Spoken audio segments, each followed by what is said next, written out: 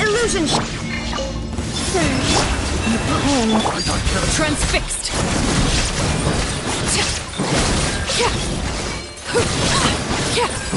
Everlasting as the moon. Pitiful.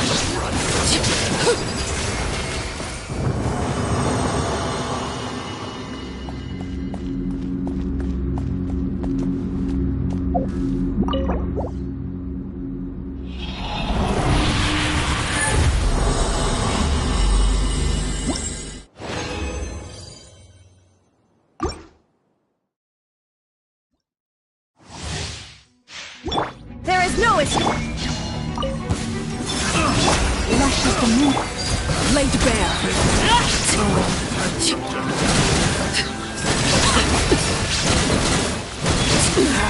Go on.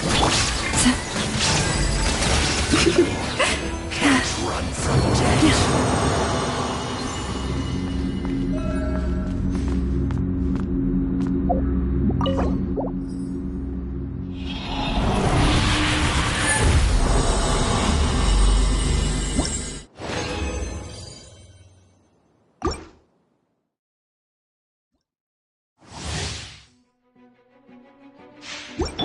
Shine down!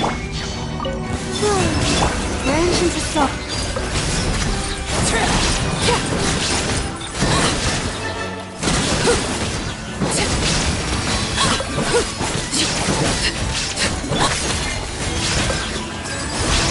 You can't run from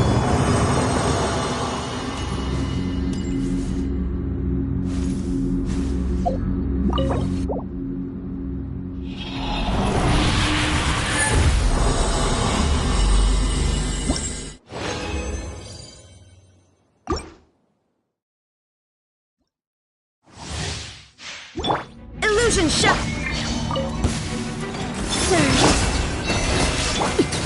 Overruled!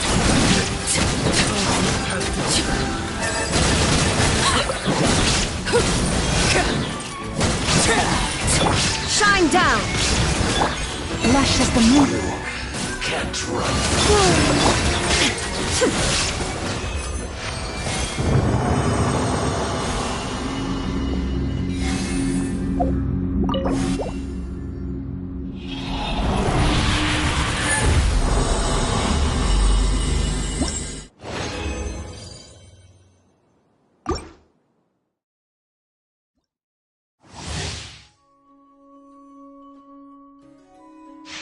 There is no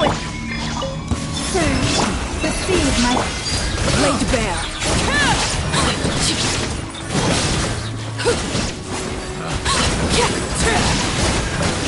Witness my rise. Can't run from death.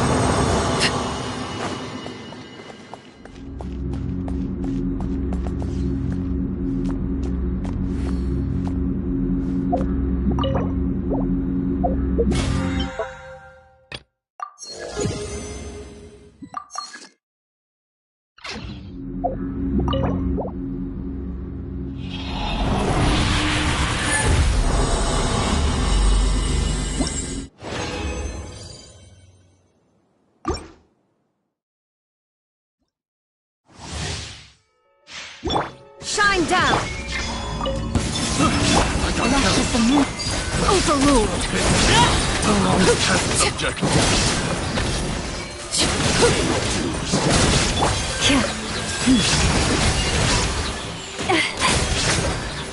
Branch into song. Can't run from death.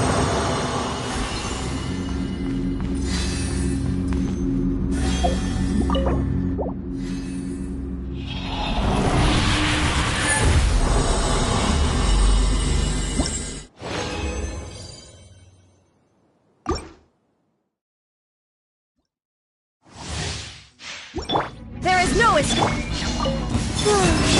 Goddess, Laid bare!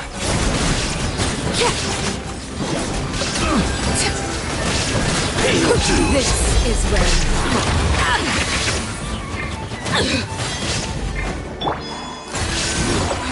Can't run from death.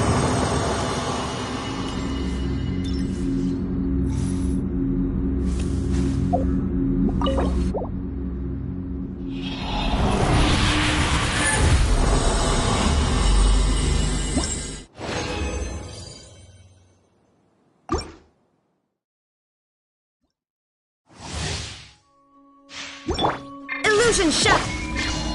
wait. Receive my Overruled! Pick the wrong test subject. Witness my rise! Shine down! Can't run from death.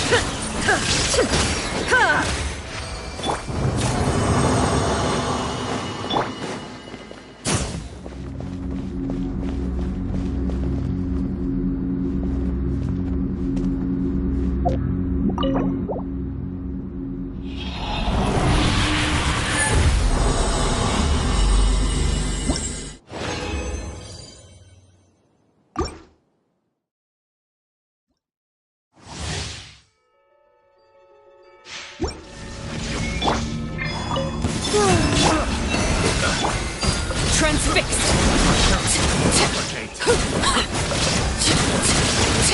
Everlasting as the moon!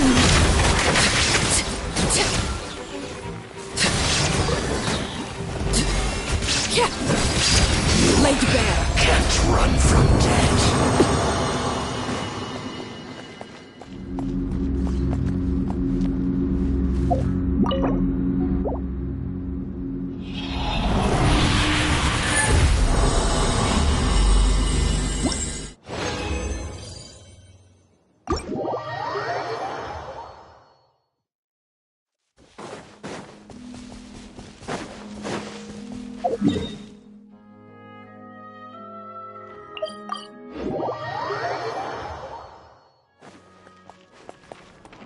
Ad Astra Abyssosk. Welcome to the Adventurers Guild.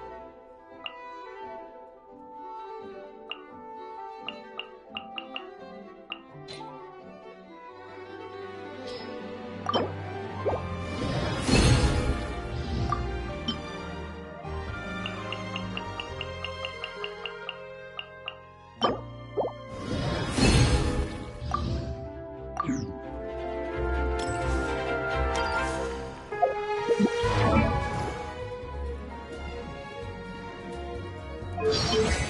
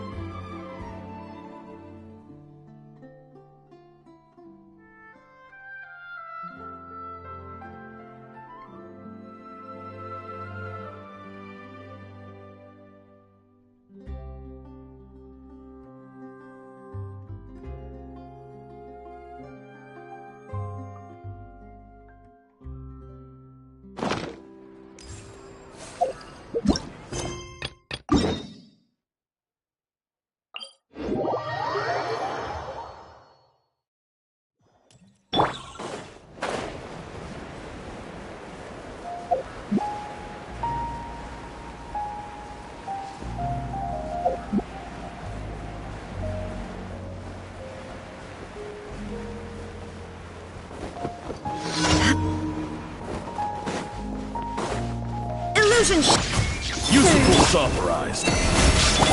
Overruled. Sure.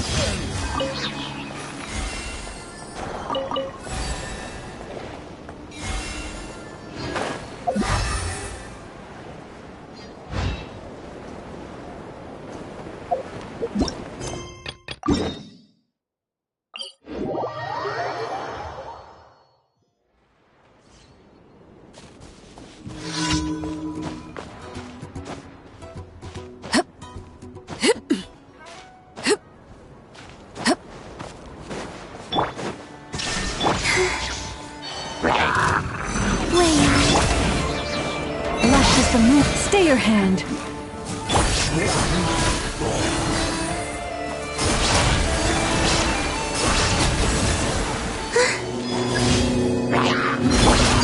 Laid bare.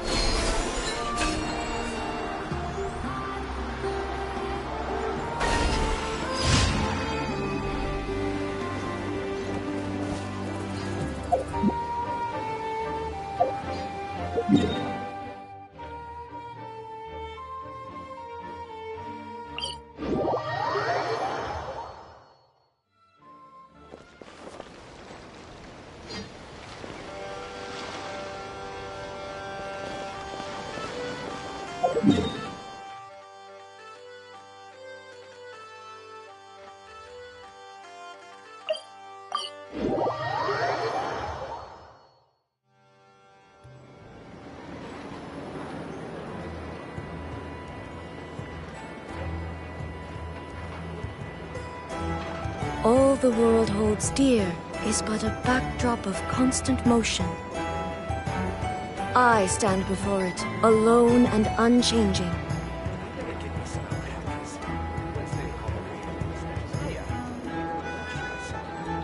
This land holds nothing but promise for adventurers from all walks of life. Wouldn't you agree? Ad Astra Abyssosk. Welcome to the Adventurers Guild. Thank you for completing today's commissions. Here is your reward.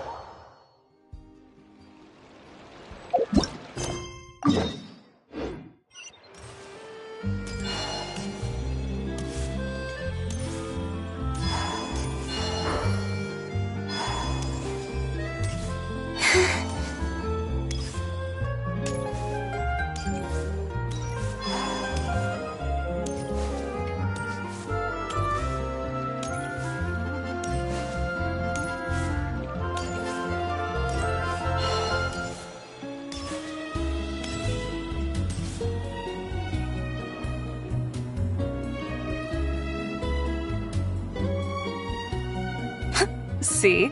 Told you they'd be here.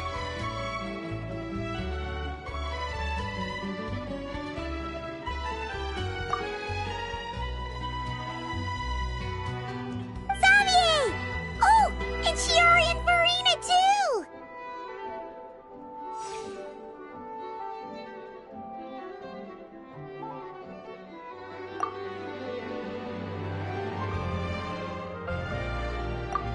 Hydro Archon above!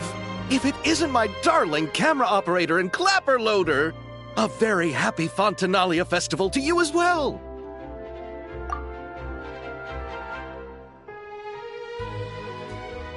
I'm guessing you came back to celebrate with us?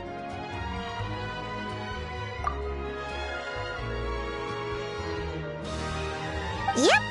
And how about two? Even though the last festival had some unexpected hiccups, making the film was still super fun.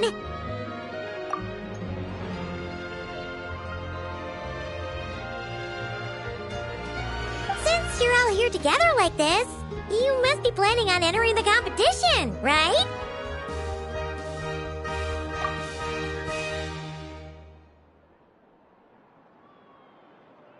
Of course! A celebration of the entertainment industry. No one who's anyone would choose to sit this one out. It only happens once a year, after all.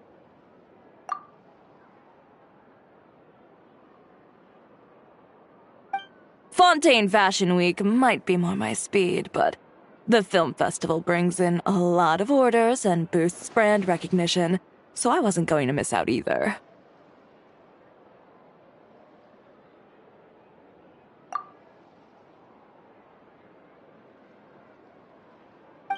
A few new awards have been added this year, too. Best Director, Best Costume Design, oh, and Best Camera Operation.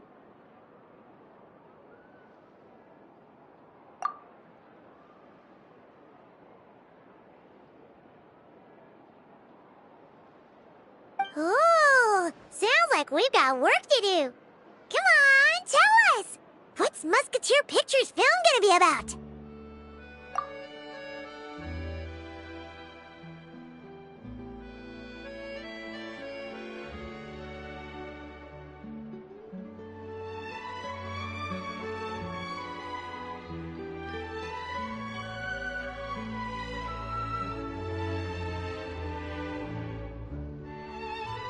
Oh, about that.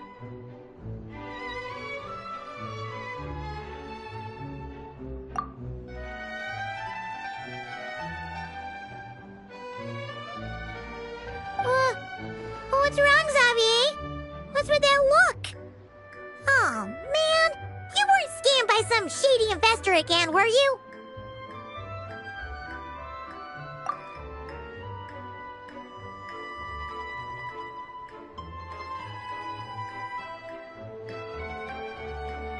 No.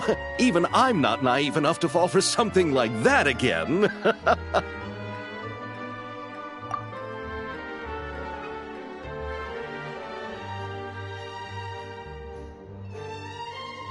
Besides, thanks to the fine people here, Musketeer Pictures has more than enough funds to shoot without investors.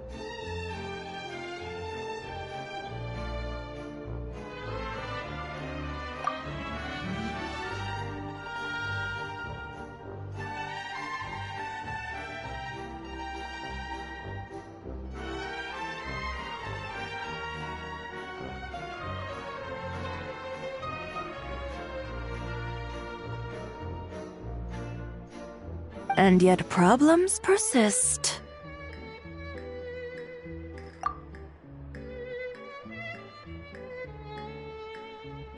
Huh? What do you mean?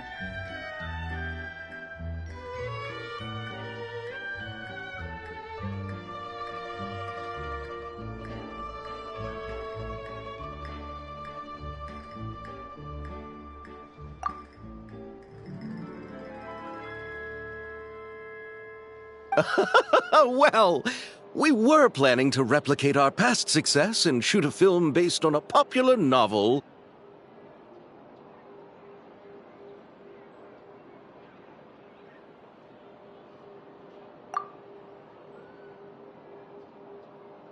But as we were holding auditions for the female lead earlier today, a striking young mademoiselle wandered in by accident.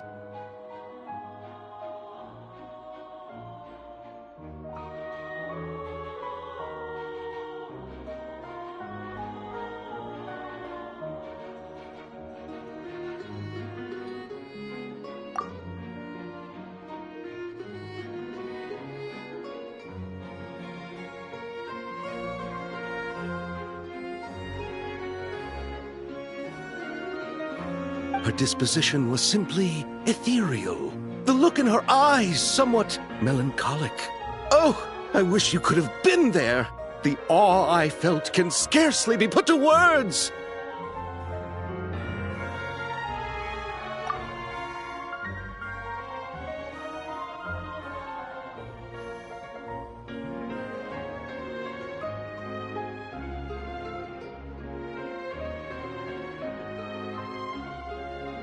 You had to be there, friend. No matter where she stood, it was as if her surroundings, even the air itself, turned into the perfect shot.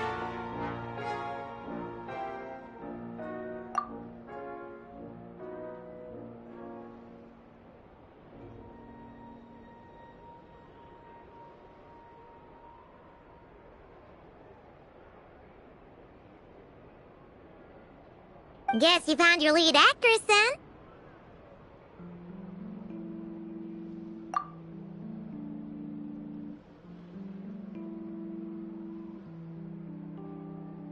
No, quite the opposite. My script is entirely unworthy of her.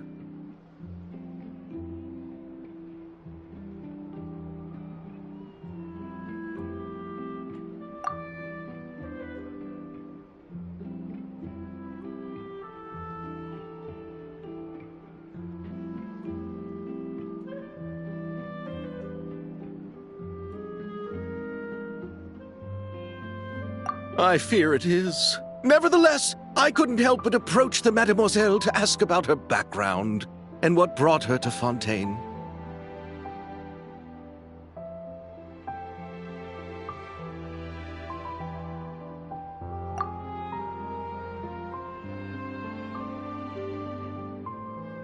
What did she say?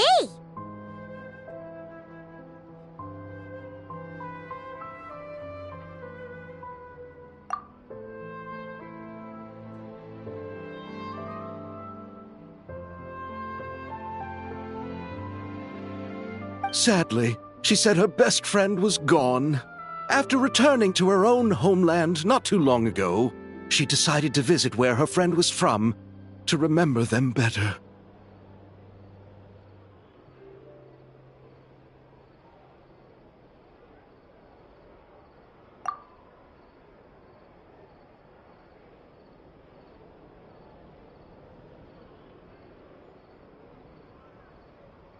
Oh, no wonder she looked sad.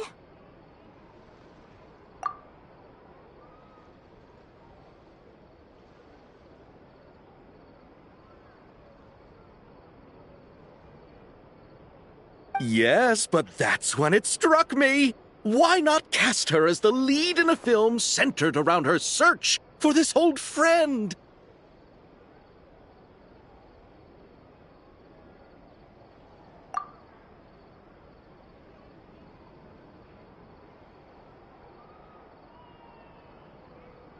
Huh?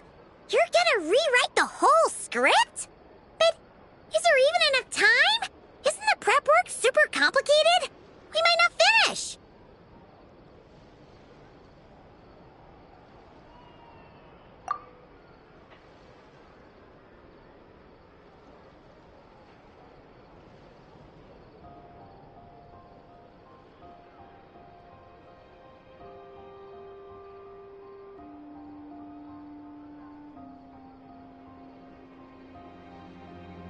Think about the difficulties we faced with the two musketeers.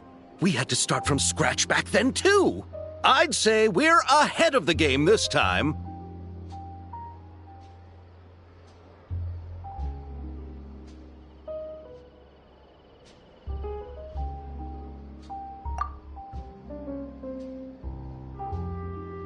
Guess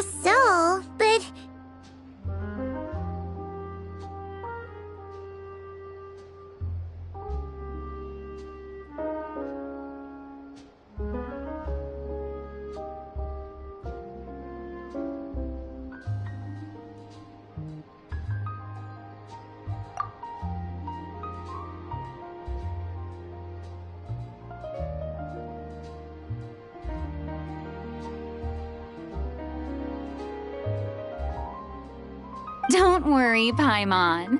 Shiori and I have evaluated the proposal, and we support Xavier's decision.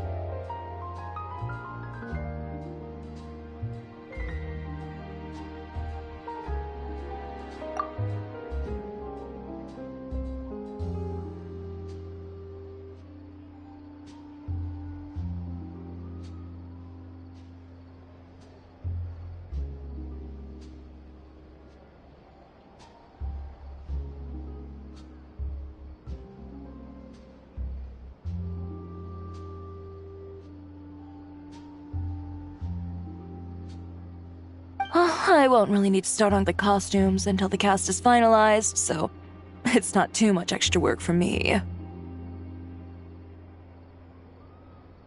Oh, fair mademoiselles!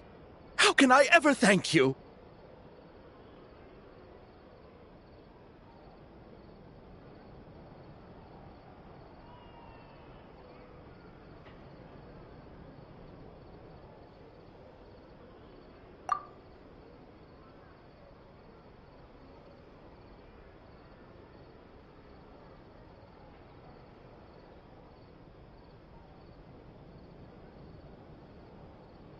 Finishing the script would be a start.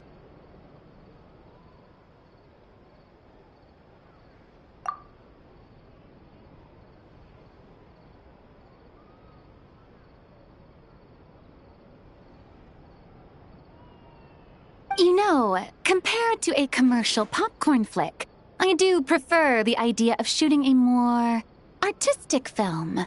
One that leaves a profound and lingering impact in the hearts of the audience.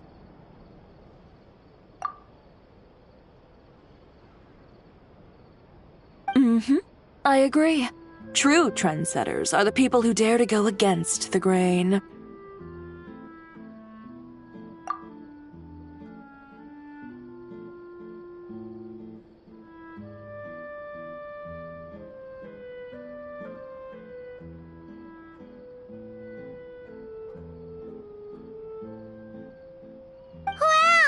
Leave it to Director Farina to have a vision. Honestly, though, the artistic passion of everyone at Musketeer Pictures is inspiring.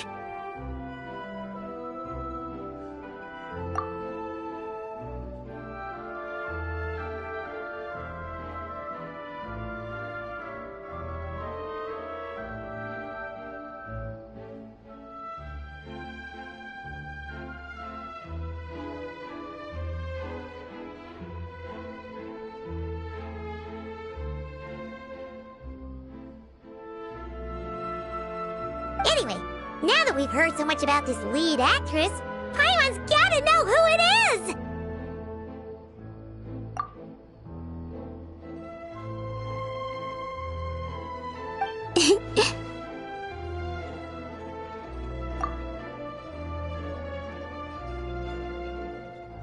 Ah! Columbina! What are you doing here?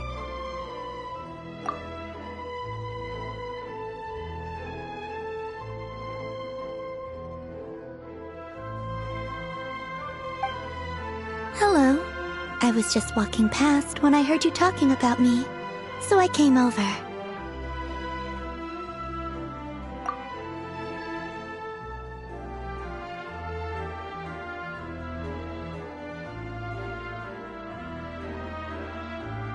Huh?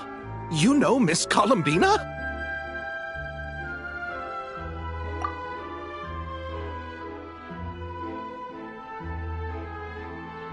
Of course!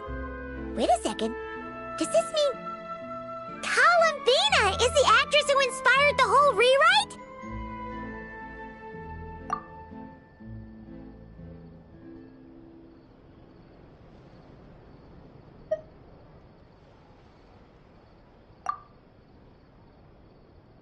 Yeah!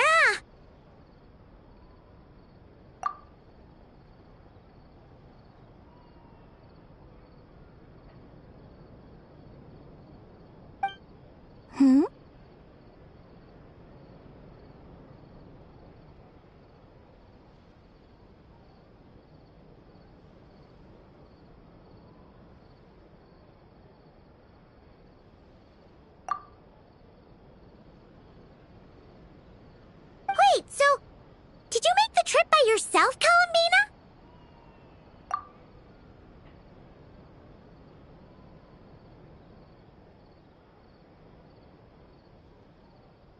Yes. I mentioned how I wanted to visit other nations once things settled down in Nod-Krai, remember?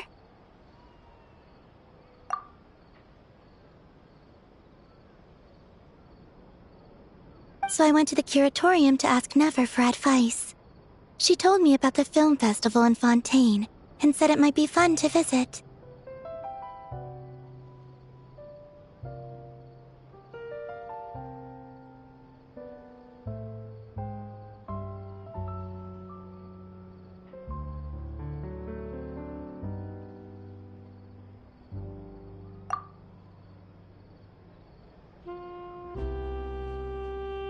I spoke to Lauma before I left too, and she thought it was a great idea to get out for a bit.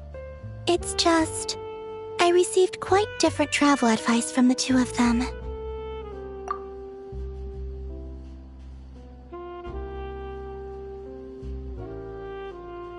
Oh? How so?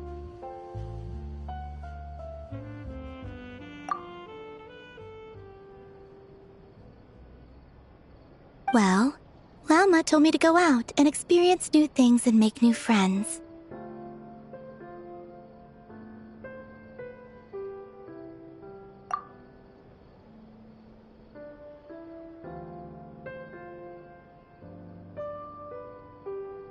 What a wonderful suggestion!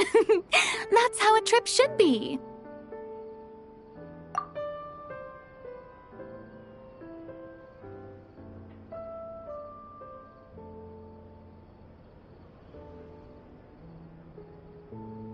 What about Nefer?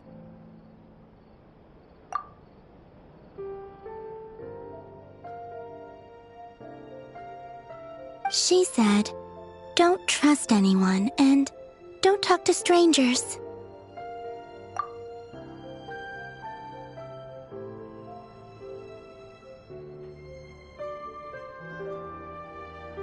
Yep, that sounds like her.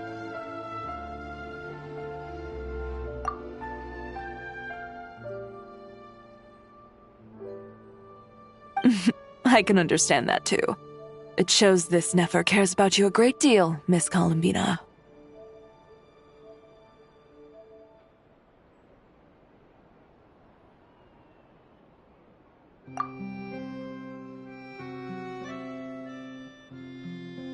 Yes, so I plan on combining their advice. All I need to do is turn strangers into friends, and then I can talk to them.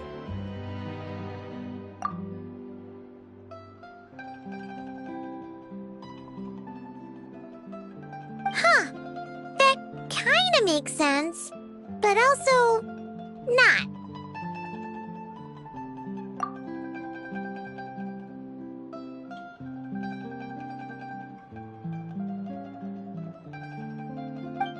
Hey, Chiori. Oh, look who's back. Happy Fontanalia Festival, you two.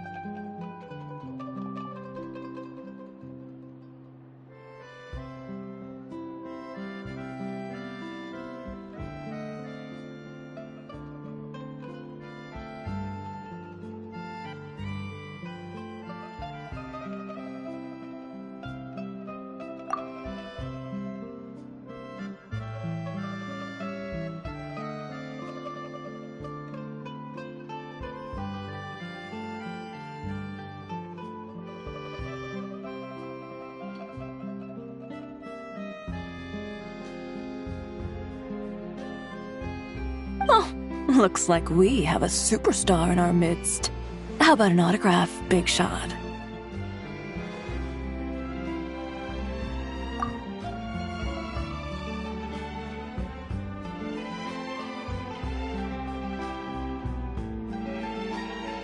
Haha, very funny.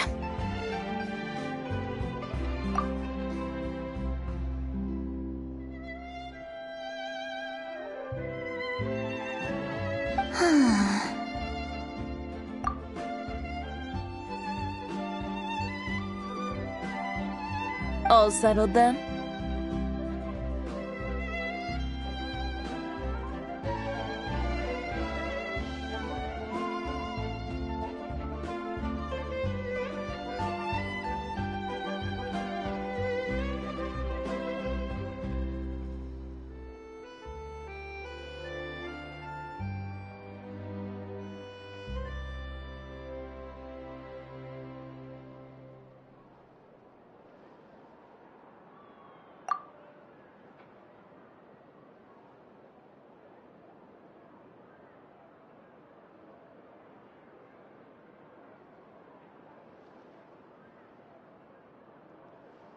Yep, the Duke gave his blessing, and I cleared it with the Udex.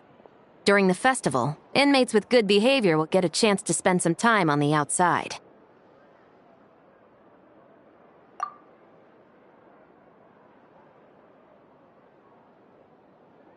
Under the stringent supervision of the Special Patrol, of course.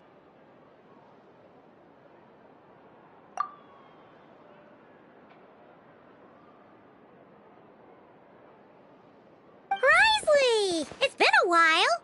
Happy Fontinalia Festival!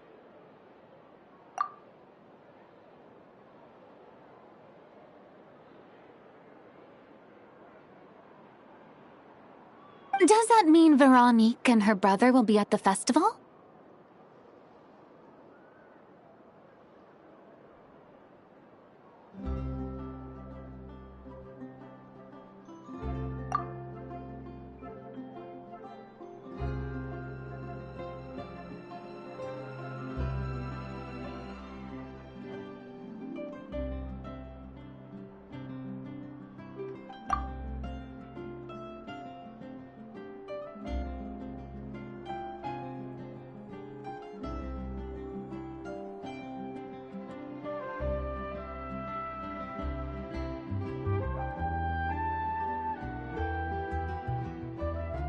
During a specific window of time, sure.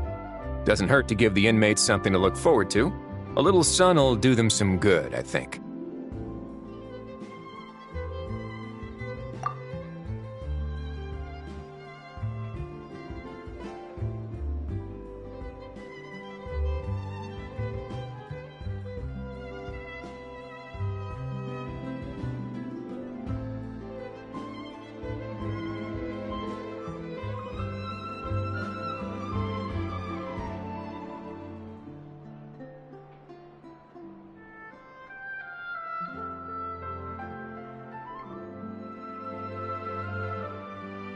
This is a friend from your travels, I'm guessing.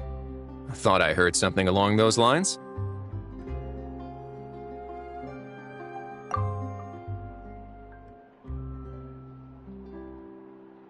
Right! We should make some introductions, huh?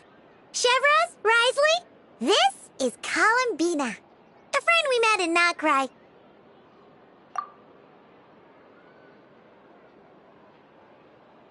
Welcome to Fontaine, Miss Columbina.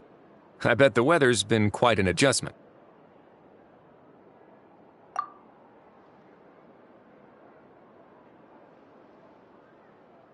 Yeah.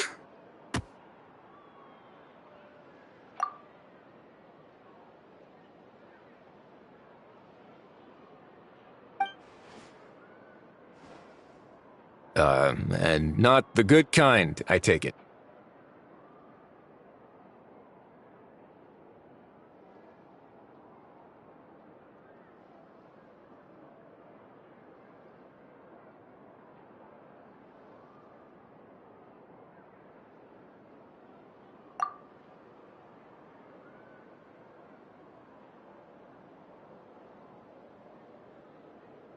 No, I quite like it.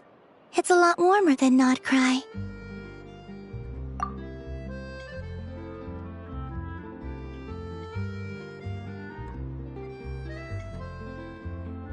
Then what was the punch for?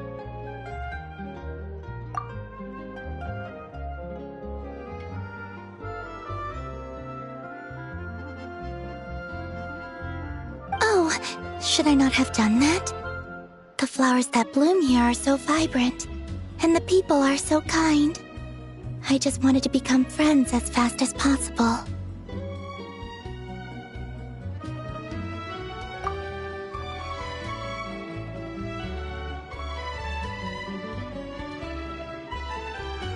Ah, so that was meant as a gesture of friendship. Is that right, Miss Columbina?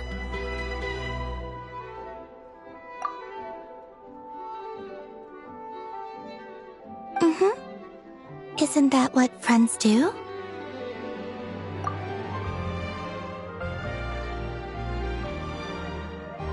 Right. Might have been a bit premature in this instance, though.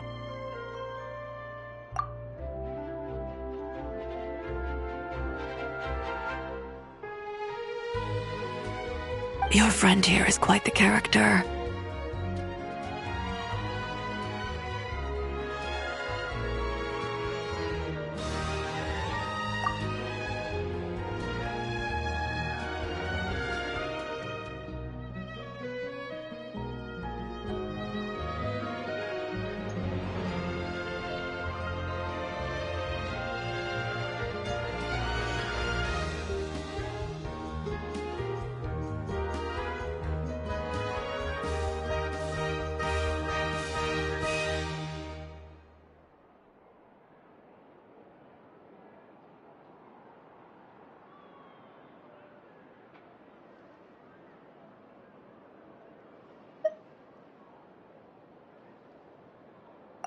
Good thing we said something. You weren't seriously gonna go around punching every single person in Fontaine, were you?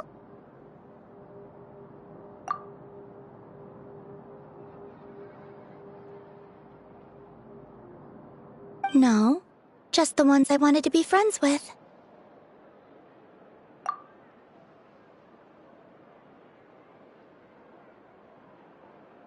That's not... what Paimon's trying to say is, maybe keep the punches to a minimum until after you're friends with someone.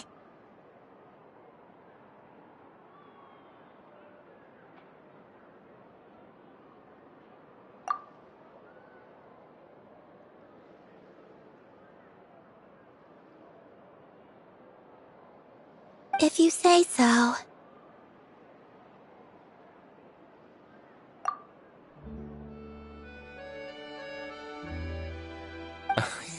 You're quite the character, Miss Columbina.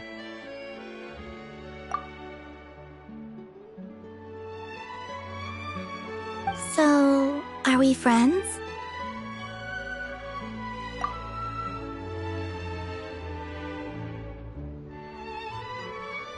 Of course. Any friend of the Traveler is a friend of mine.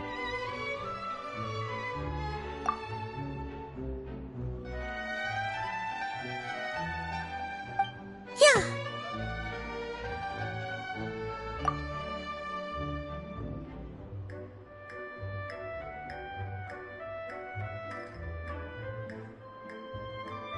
Oof.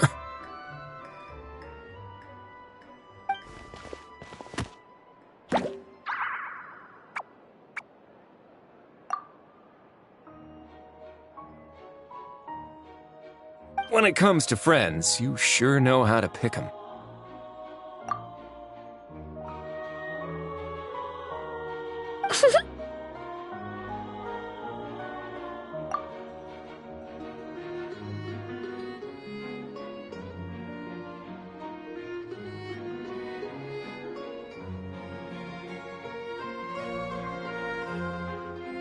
So Miss Columbina is the lead actress I've been hearing so much about. The whole thing about her aura is starting to make more sense.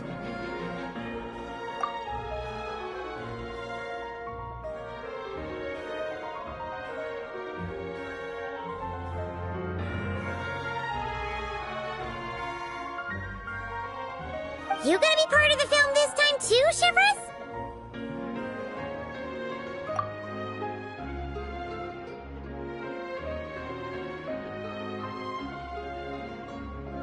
That was the plan.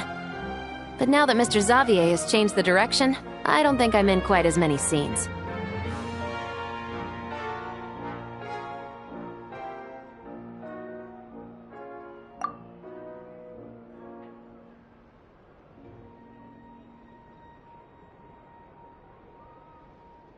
It's all for the best, though.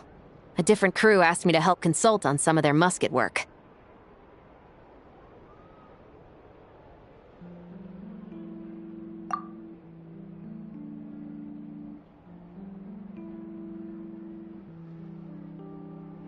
Oh, sounds like our trusty musketeer is as popular as ever.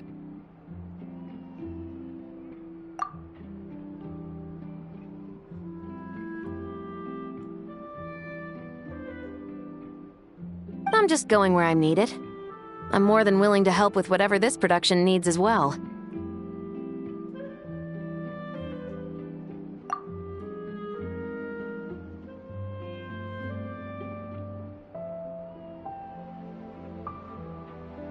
Well, speaking of, would you happen to know if there are scenic locations around the Court of Fontaine that other crews haven't booked?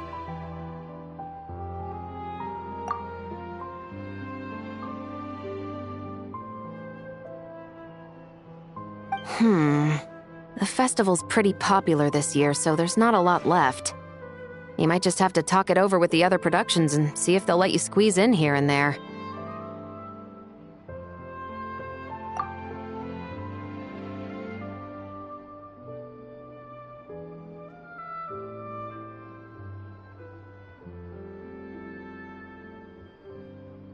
I see.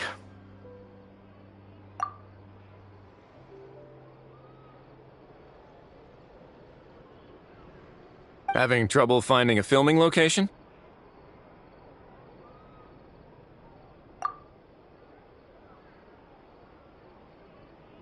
Yes, we made a last-minute decision to go down a different route, so the indoor locations we reserved are no longer a good fit.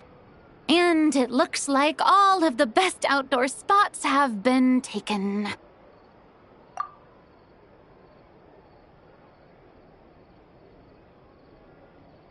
You know, I might know a place. Good views, good atmosphere, and no production team has snatched it up.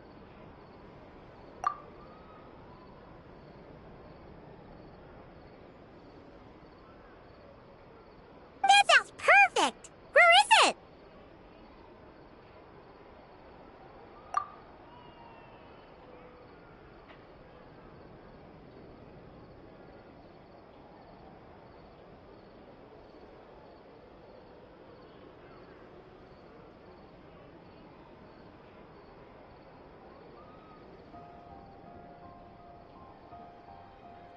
You want me to reveal it just like that? Come on, let it be a surprise.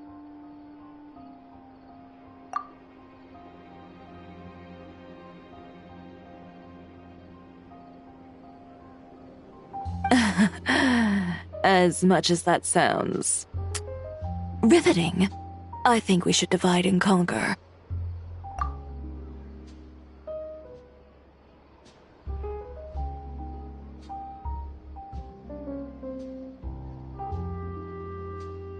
You go do that, and Director Farina and I will take Miss Columbina around the city to discuss lighting and styling. Is that all right with you, Miss Columbina?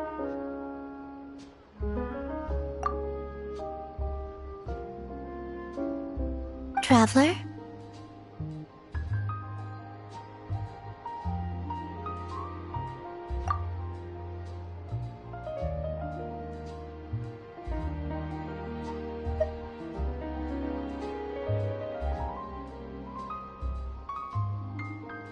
Yeah! Everyone here is our friend! So don't worry about a thing and just focus on enjoying your trip.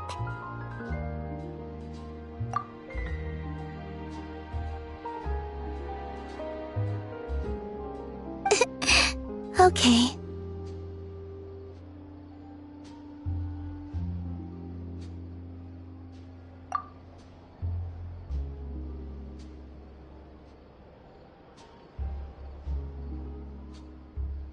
All right, then the Traveler and I will go check out this potential filming location. It might even give me some inspiration for the new script.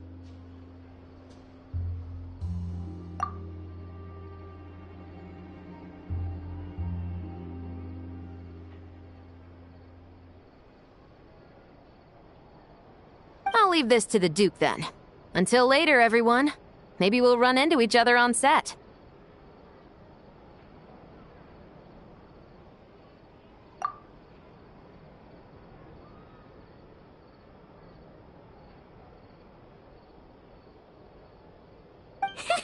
Okay then.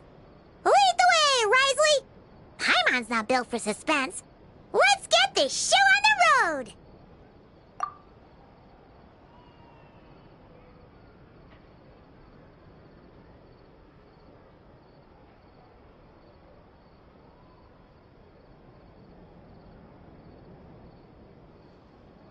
Who said anything about roads?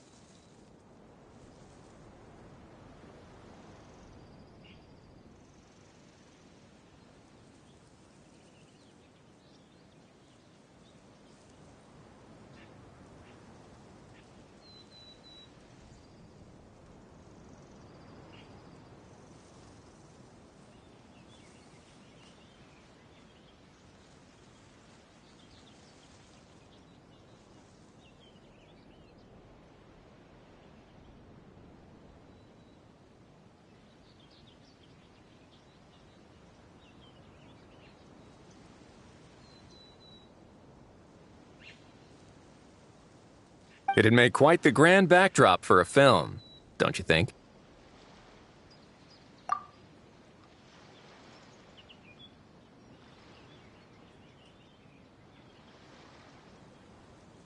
Paimon's more focused on the fact that this thing is supposed to be underwater, inside the fortress of Meripede.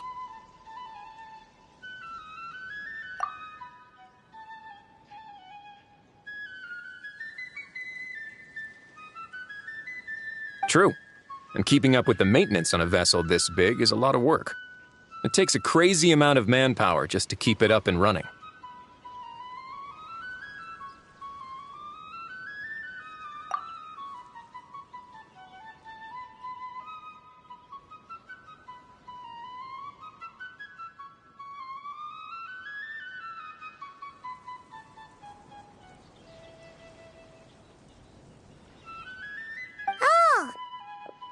Kinda thought it just sat there until you needed it.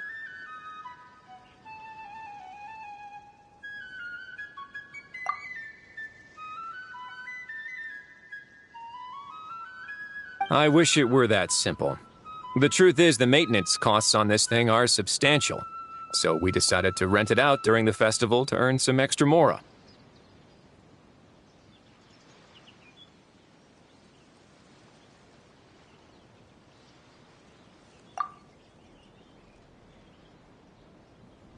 Besides, the inmates are the ones who keep it in good shape. Seeing the fruits of their labor put to use is a good form of social rehabilitation for them.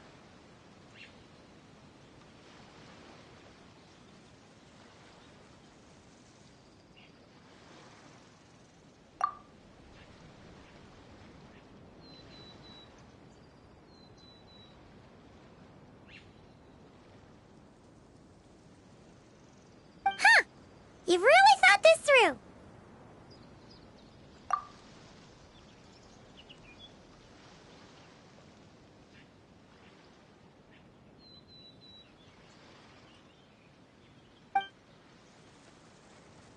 What you think, Xavier? Is this a good place to shoot?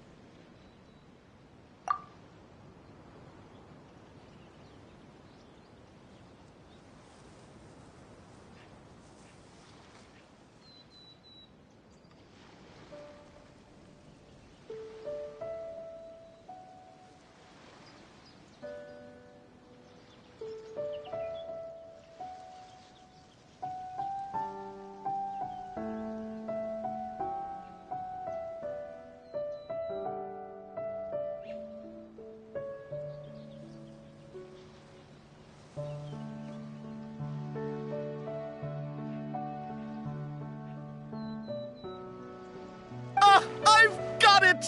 Good messieurs and mademoiselles, I've got it!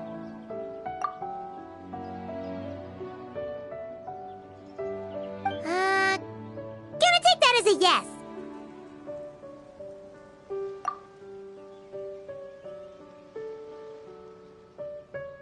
The beginning is the hardest part, and the opening of this film has been eluding me, but now I know just how it should start.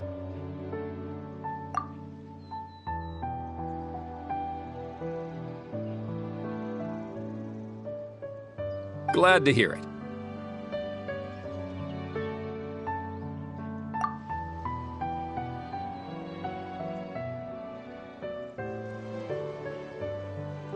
Thanks for bringing us here, Risley.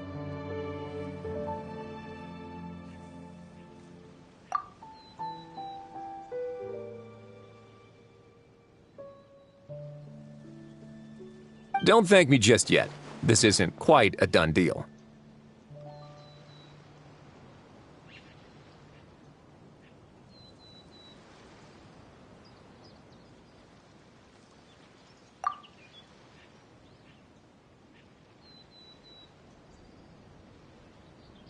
Huh? Not a done deal as in someone already rented it out? You said no other production teams had snatched it up!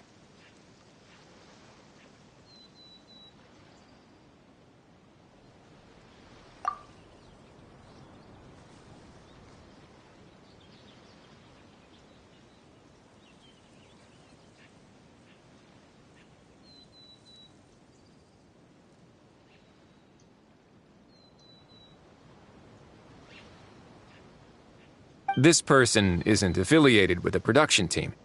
The rental fee was high enough to scare off plenty of other film crews, but she didn't blink. Made quite the generous offer, and didn't even attempt to haggle.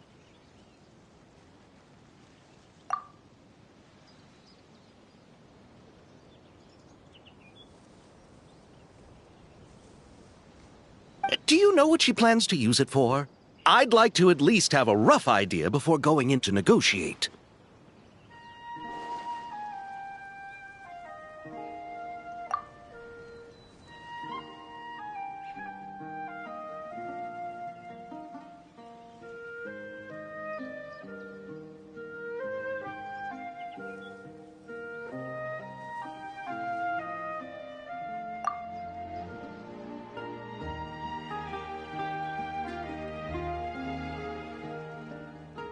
I didn't ask for the details, but I did see what looked like a fishing permit and a business license on her desk.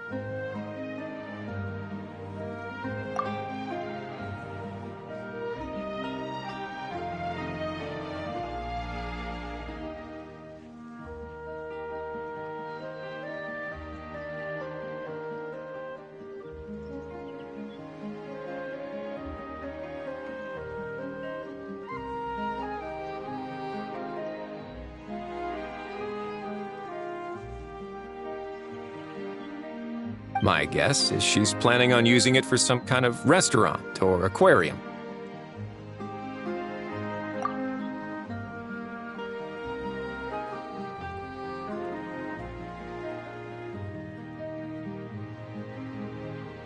A floating restaurant is sure to attract people, but an aquarium sounds cool too. The views from the ship make it a great spot for a date.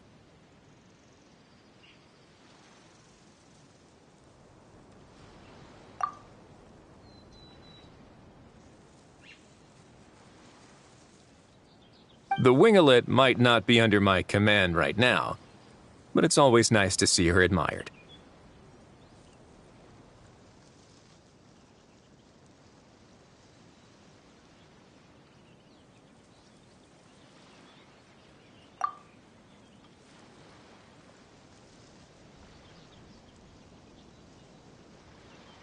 A film is sure to drum up some good publicity as well. I do hope we can work something out with the current captain.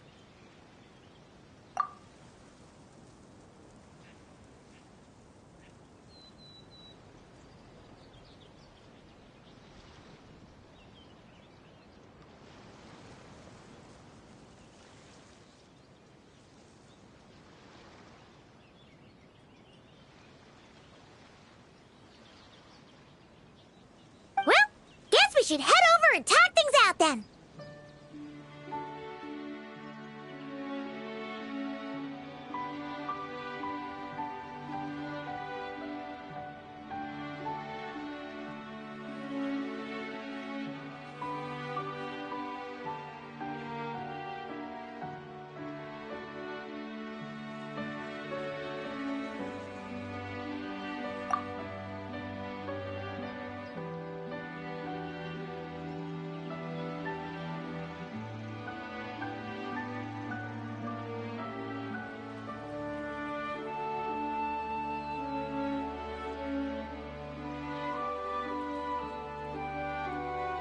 Best of luck.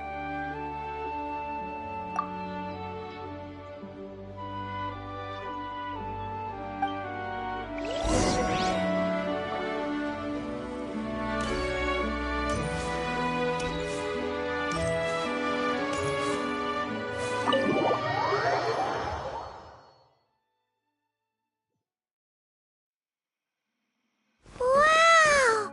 The winglet seems even bigger up close. The rooms are so spacious.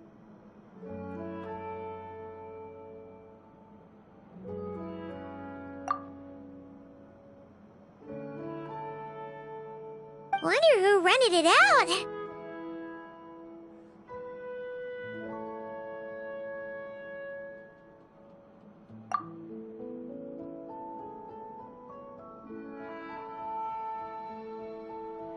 Hello? Anyone there?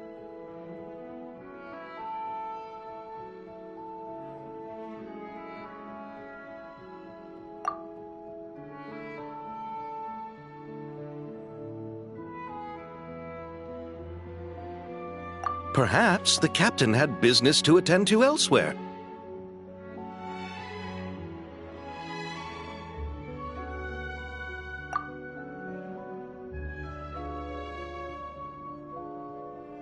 But why rent such a massive boat just to have it sit here, without even leaving so much as a note? Let's try again.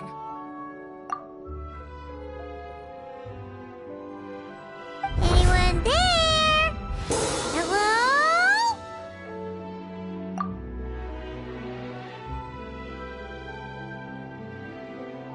Seriously? Right now?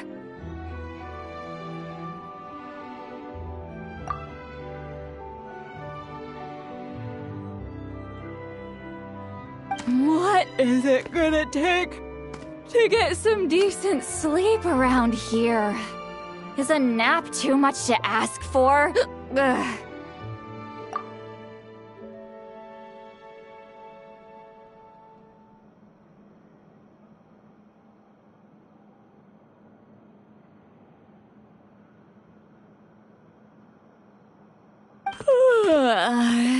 Sorry, the aquarium's closed for the... Huh?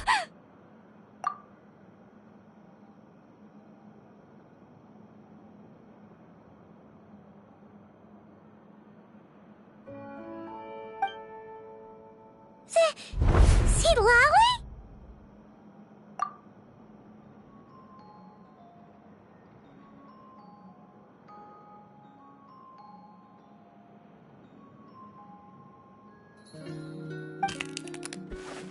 Traveler! Paimon! Hold on.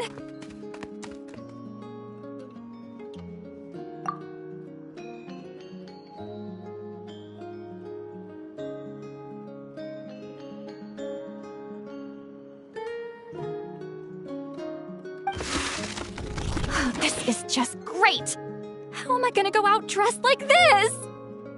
What happened to my regular clothes?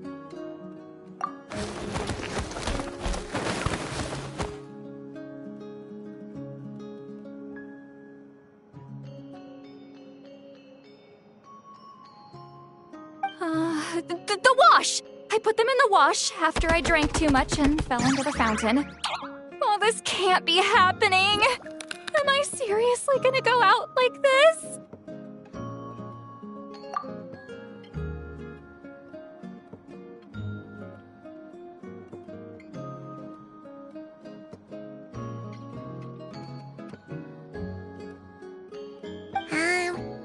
Think we might have caught her at a bad time.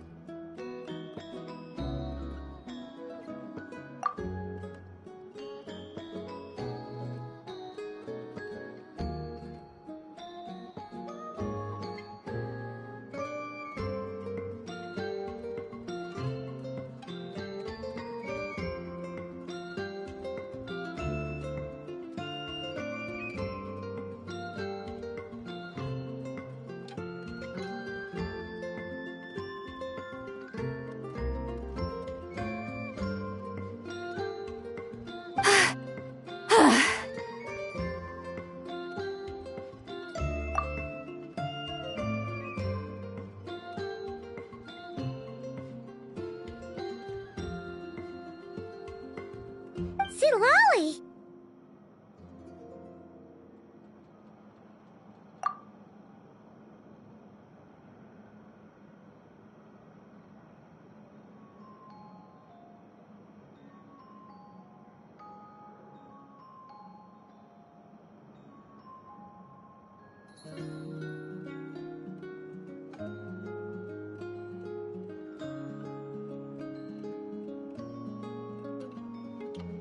I don't want to hear it.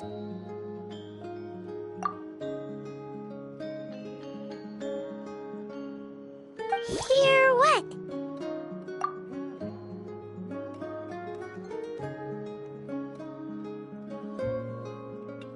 A single word about what I'm wearing. No comments, none. Is that clear?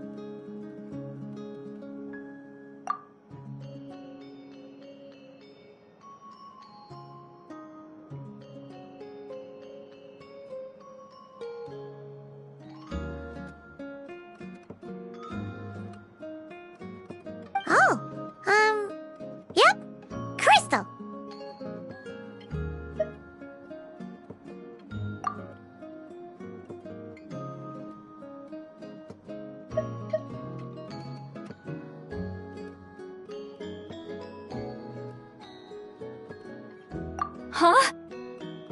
You think so?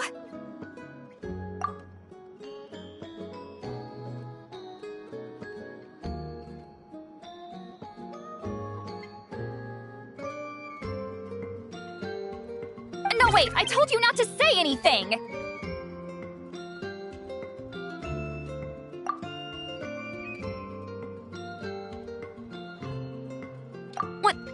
What was...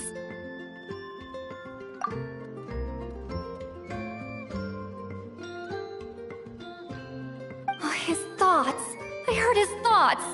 How could I forget about that?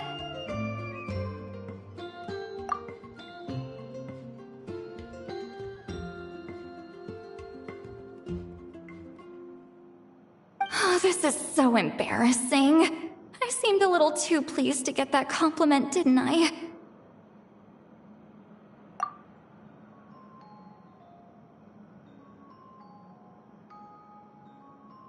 Wait, the mind reading went both ways. Does that mean the traveler's hearing all this too?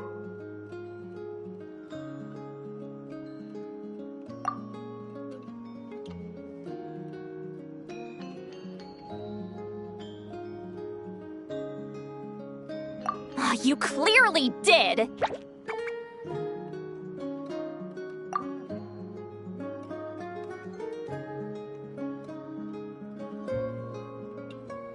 Huh?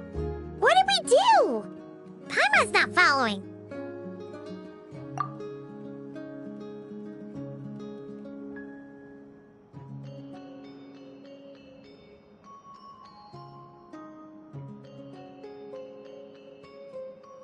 Nothing. It's nothing.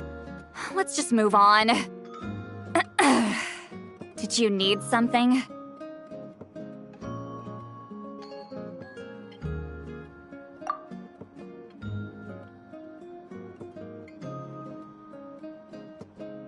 You're not here alone, I see.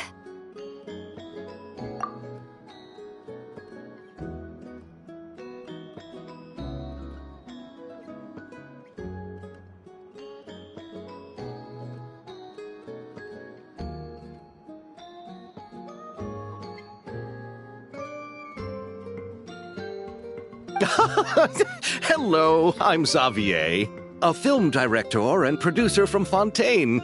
I meant to introduce myself sooner, I just didn't want to, interrupt.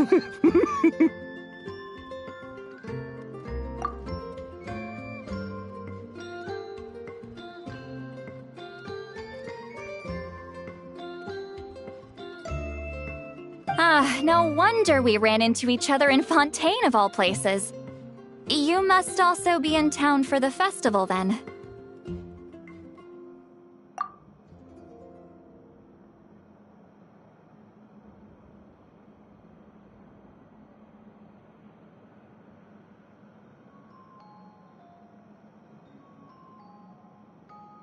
That's right! We're helping Xavier with his film. In fact, we were hoping to shoot some scenes on this boat.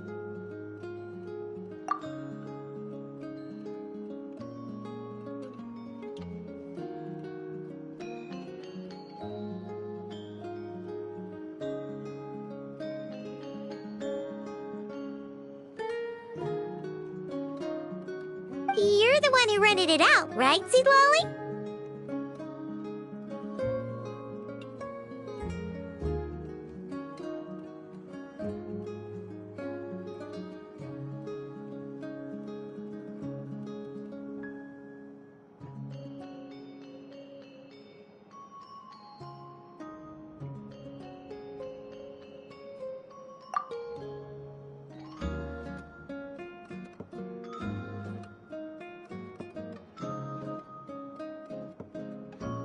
Me?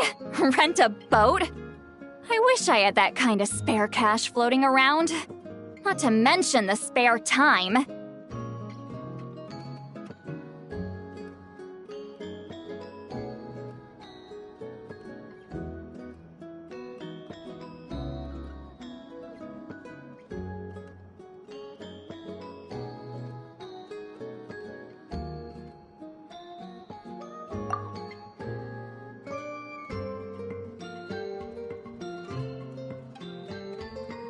Don't get the wrong idea, though. I'm not here to sail off into the sunset and live out some cushy retirement life, okay? I'm not that old. Then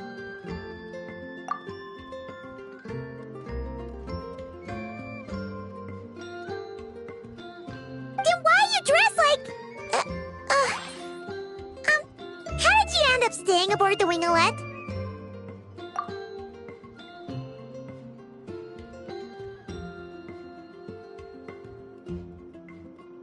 Well, I heard one of my favorite light novels was getting turned into a film, so I came to Fontaine to catch the premiere.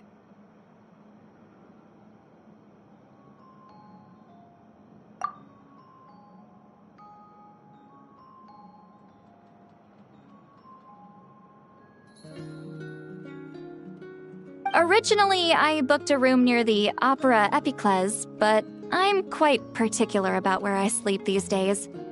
I think it's an age thing. And that bed? Oh, I just couldn't sleep in it.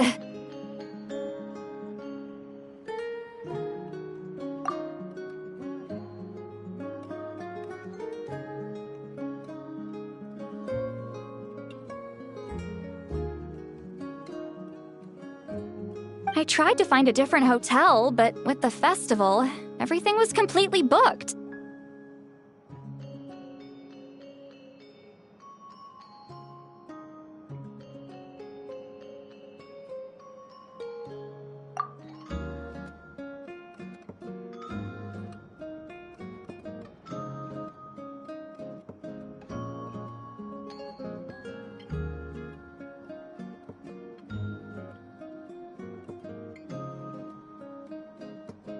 Just as I was worried I'd have to sleep under a bridge or something, I happened to spot a help wanted sign on the side of the road.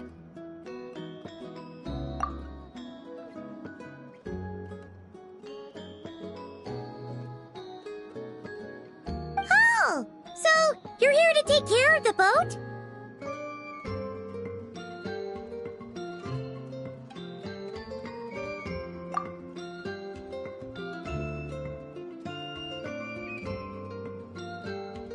No, I was hired to man the front desk. The pay is a bit low, but food and drinks are covered. And it includes room and board during the festival. Plus, the job is simple. So I thought I'd give it a shot.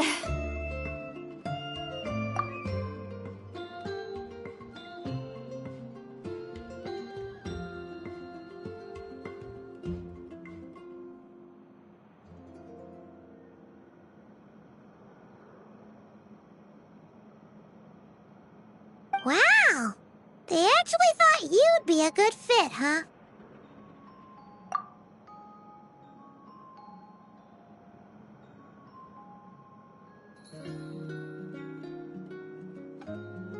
What? You don't think I'm cut out for it?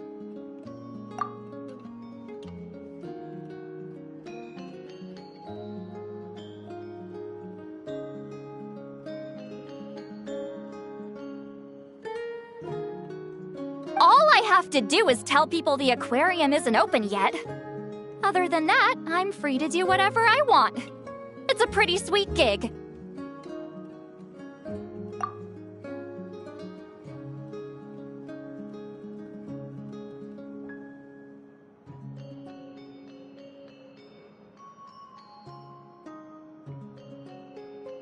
That's all?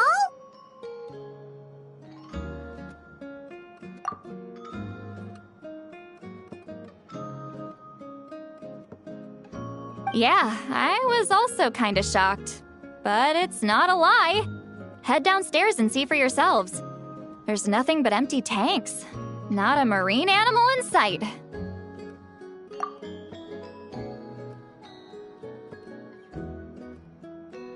Did your boss mention anything about being open to film crews using this space? Our production was hoping to film on the deck for a few scenes.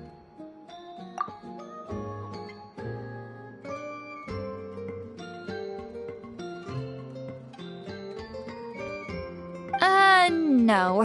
That never came up. You could just ask her.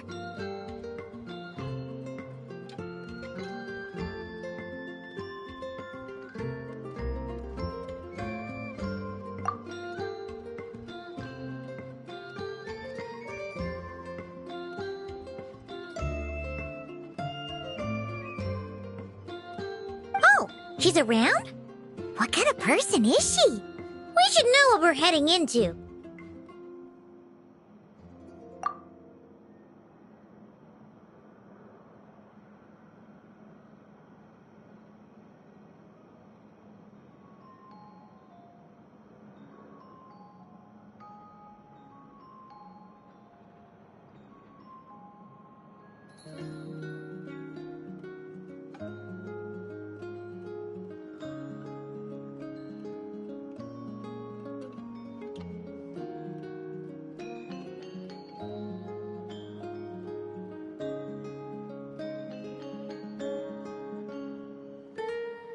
She's nice enough, I suppose. Pretty reasonable, too. Even offered for me to move to a bigger cabin if I was too cramped.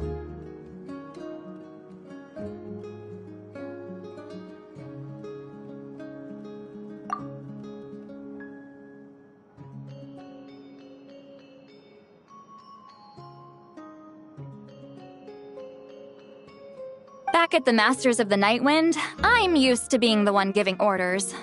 But working under her doesn't feel like being bossed around. She seems to respect what I think.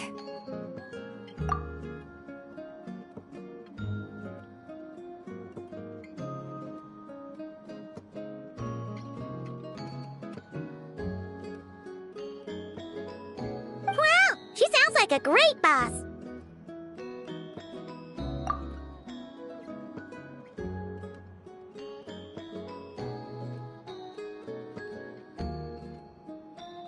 She did tell me she'd rather not be disturbed, though. She's been working on an important project, so I'd keep it brief.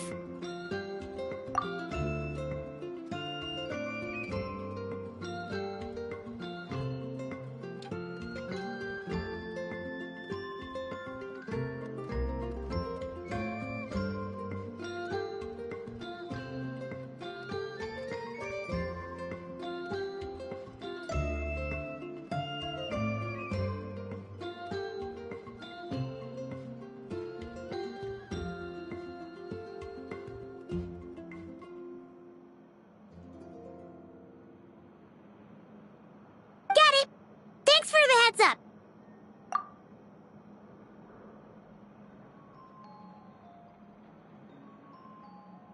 All right, the captain's quarters are this way. I can take... Wait. But I'm wearing... whatever. I doubt she'll care. Just follow me.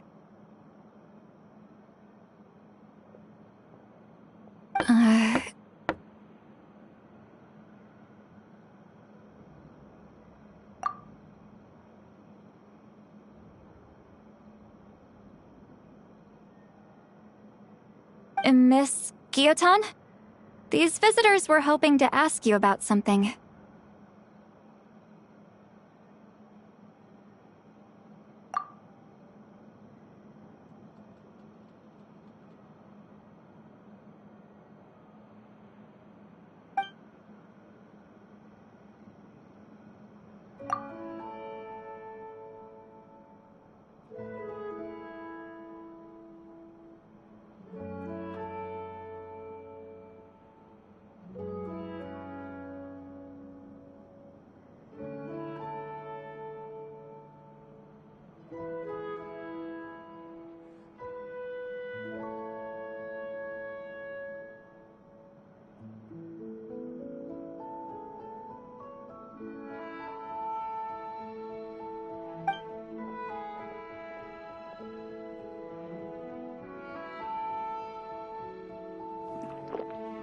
I thought I said to limit the interruptions.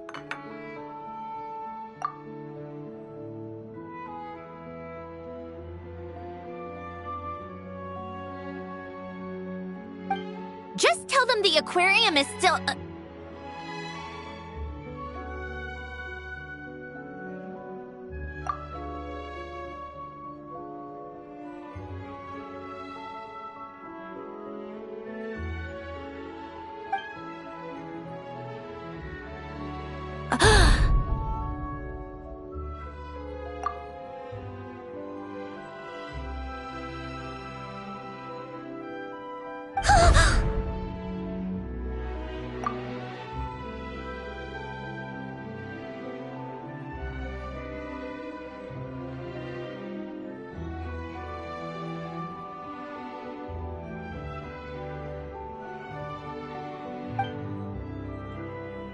Sandrone? You're here!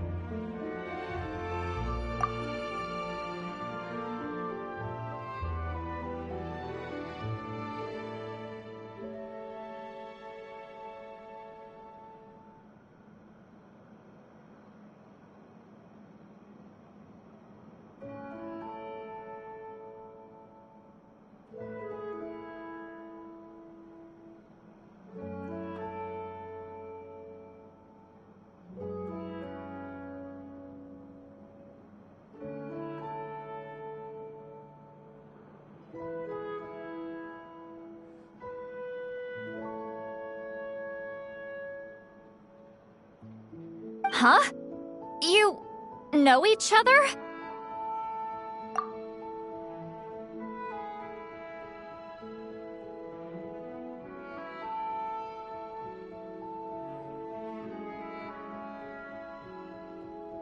Are you okay, Sandrone? Do you still remember us? Everyone was so upset after what happened. We all missed you so much!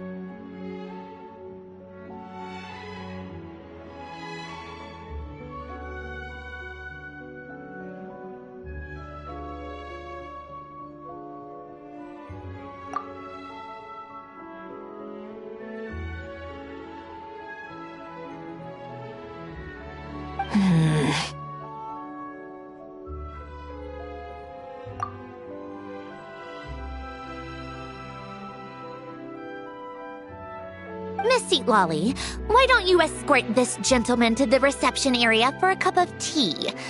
I have something to discuss with these two in private.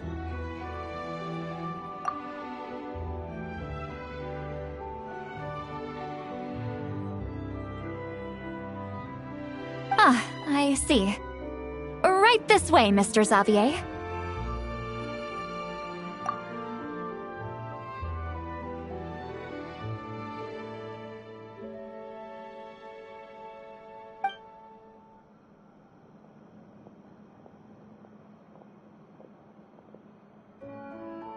Sandrone?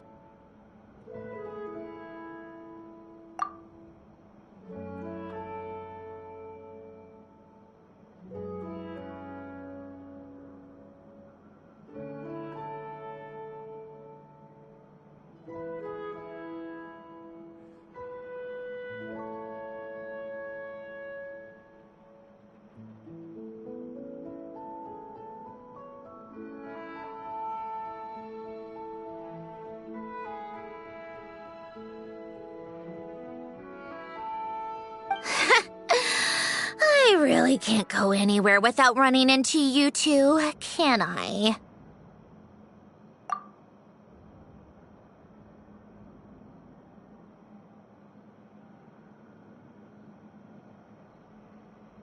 Are you okay?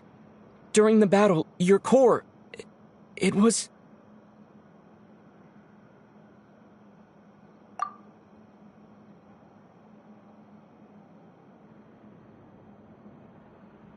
Destroyed by that bastard, Dottore.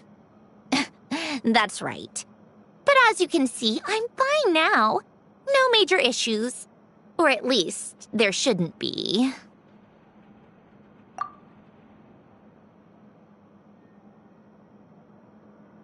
Oh, what a relief! Why didn't you tell us sooner? Or come back to see your friends?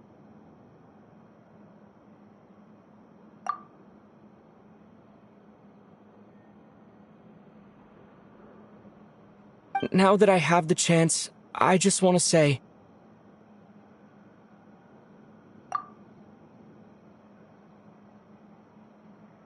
Hmm?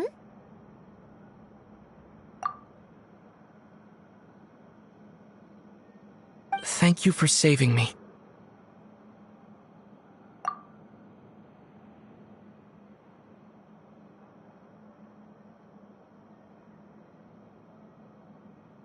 Huh? Don't get the wrong idea. I only saved you so we could complete that formula and defeat Dottore once and for all. Even if he did crawl back from the grave to make us all miserable again.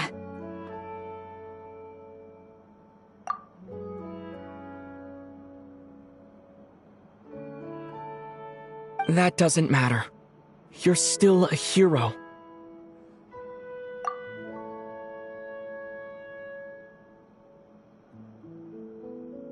All right. But it wasn't just me. All I did was lend my brilliant mind to the cause and take care of one part of the plan. Although, I'm not denying it would have fallen apart without me.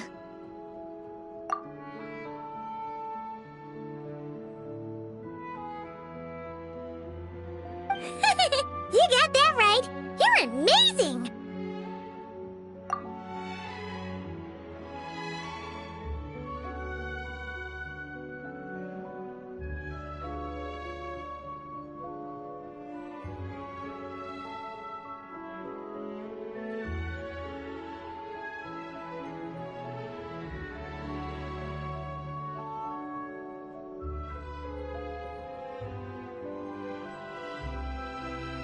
How did you go from you know...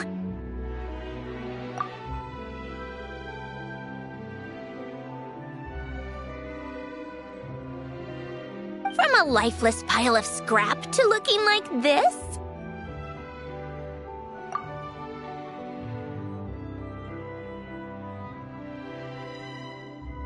Well, my mom was trying to put it a bit more gently, but... yeah.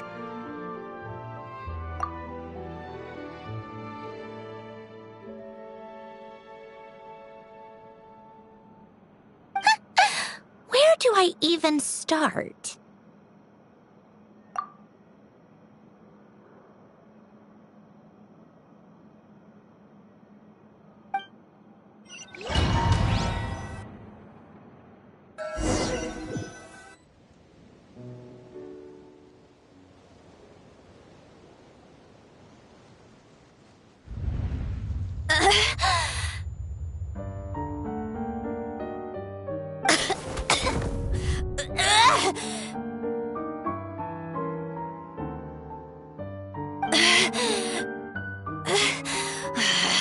Curse it all!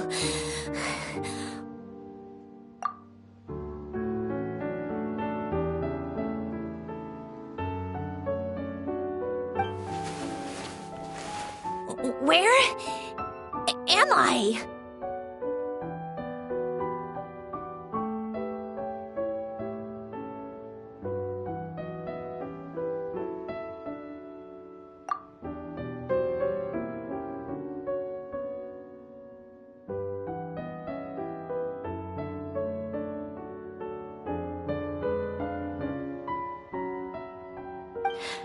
Did we do it? How much time has passed? I'm not in one of that lunatic's experimental labs, am I?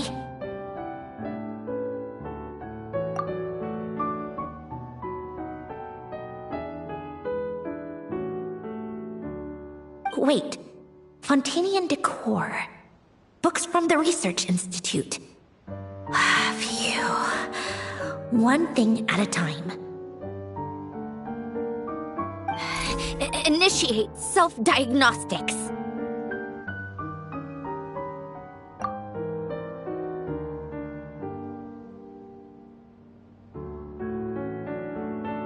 Assess the extent of the damage. Cut power to compromised, non-essential components. Then reconstruct available action modules.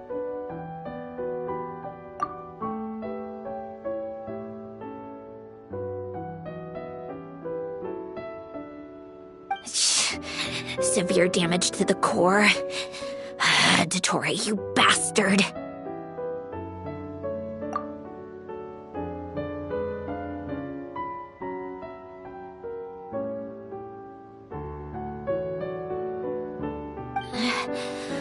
Polonia?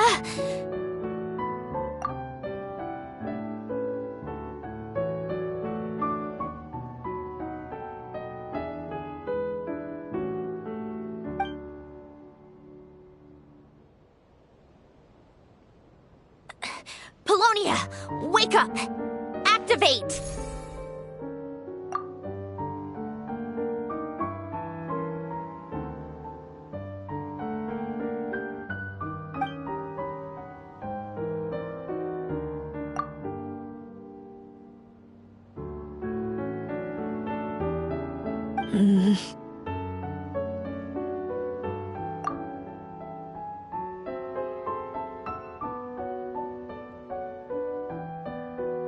You're in even worse shape than me.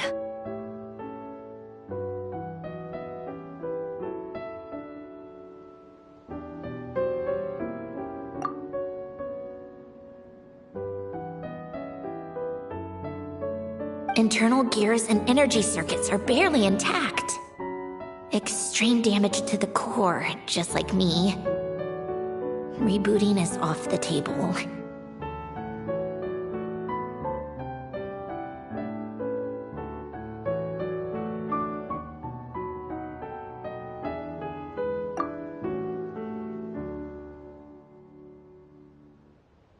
Even if I could repair the damage, I don't know if...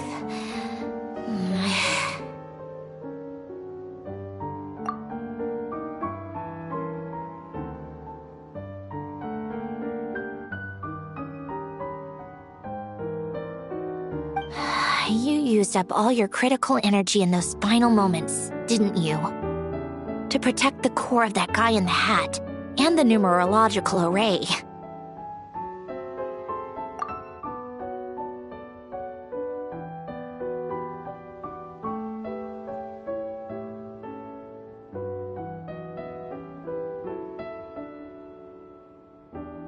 Wait, the array.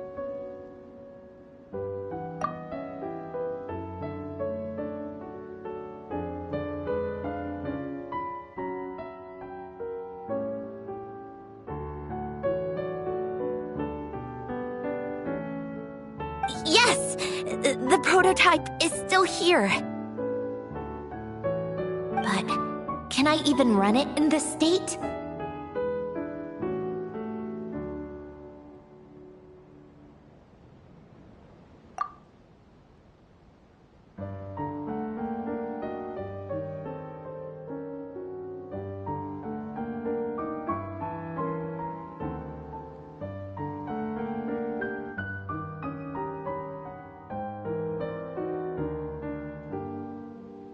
Whatever. I have to try. I just need to confirm one thing.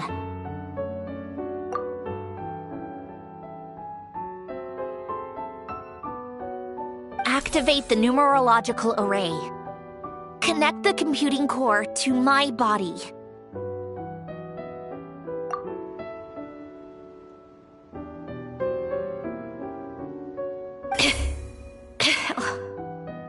Just like I thought.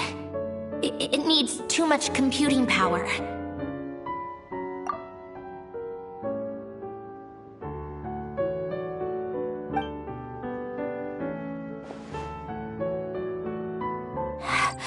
Cut off power supply to all functions except the thinking module.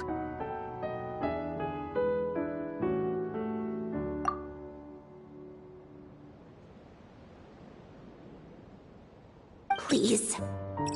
I just need to ask one question.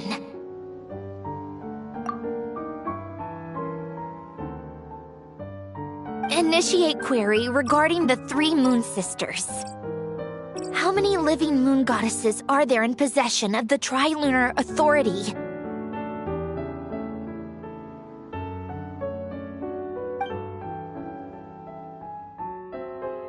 One.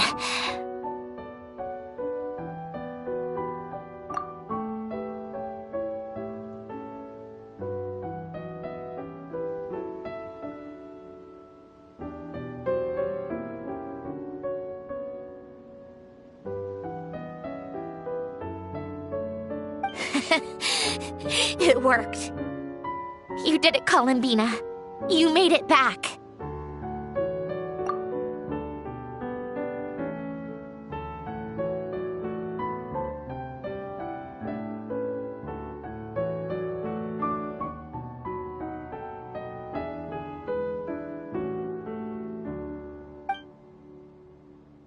But how did I survive?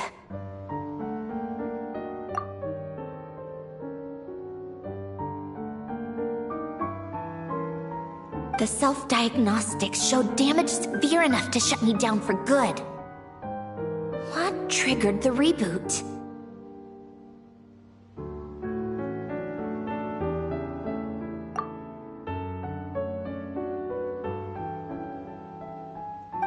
Huh?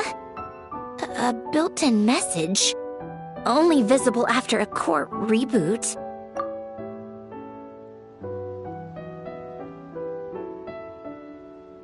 The final gift.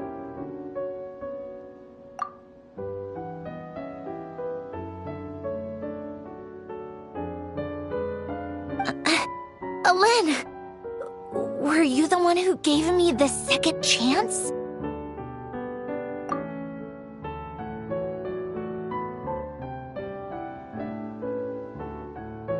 But why now?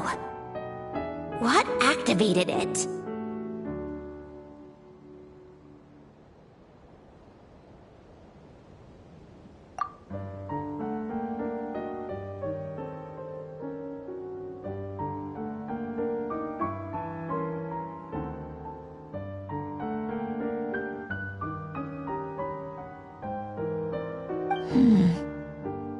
What is that?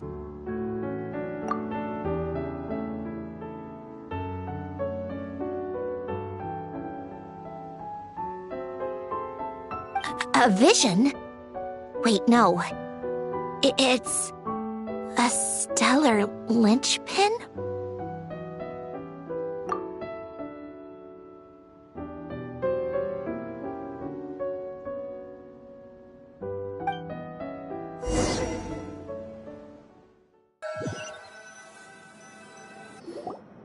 A stellar linchpin? What's that?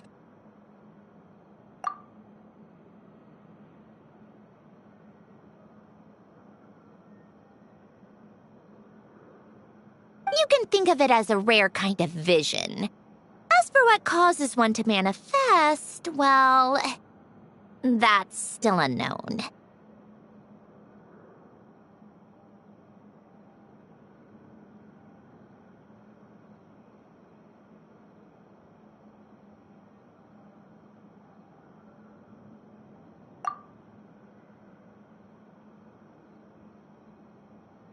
But in Snezhnaya, or in Afatui's research at least, it's believed to have some connection to the third descender.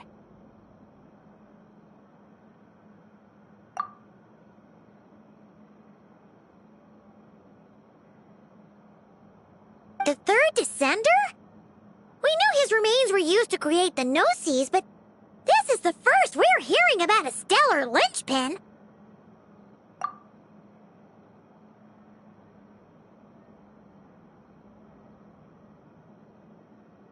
You knew about the remains? Right, of course. Look who I'm talking to.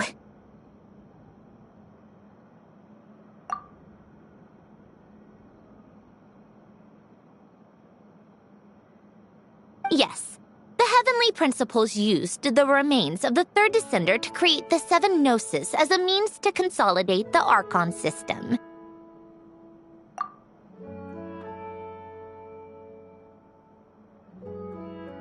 Visions result from that same system, so extrapolating from there, it's clear that the manifestation of a vision is also, to some extent, related to the third descender.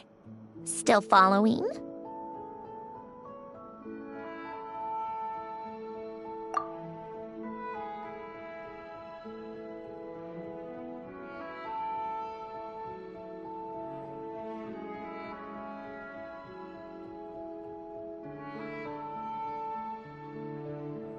For those that wield them, visions serve as a means to channel elemental power.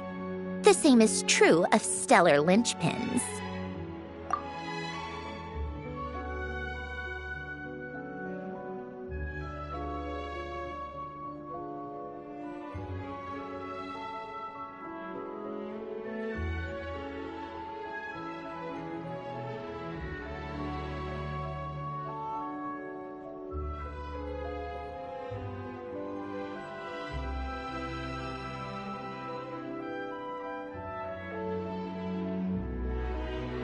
The difference is that, When wielding elemental energy, stellar linchpin users often exhibit a unique kind of power that seems to come from beyond to that.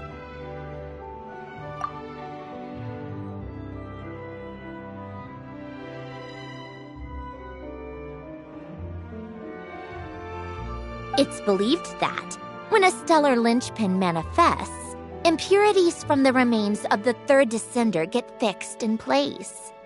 Hence, the name. That's also believed to be the source of the strange power I just mentioned.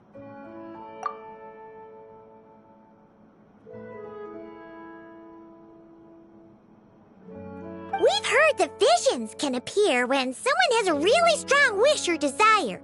Stellar linchpins sound kind of similar, so does that mean...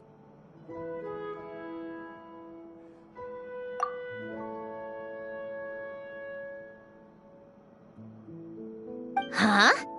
Oh, don't look at me like that. I've never had any grand wishes or aspirations. Just a list of things that drive me up the wall. So if you're asking why this thing appeared, I have no clue.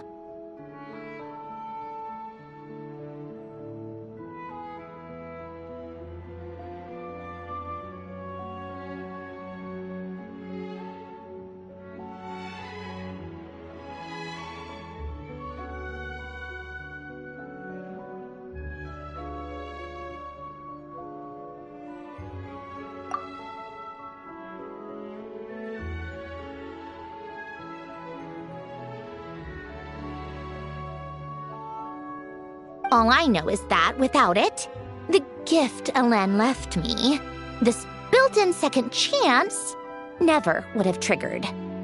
The damage to my core was too severe.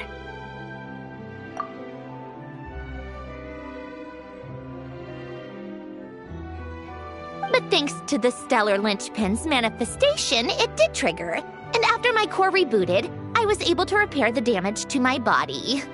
I also managed to import the numerological array, along with some of Polonia's surviving algorithms, into this form.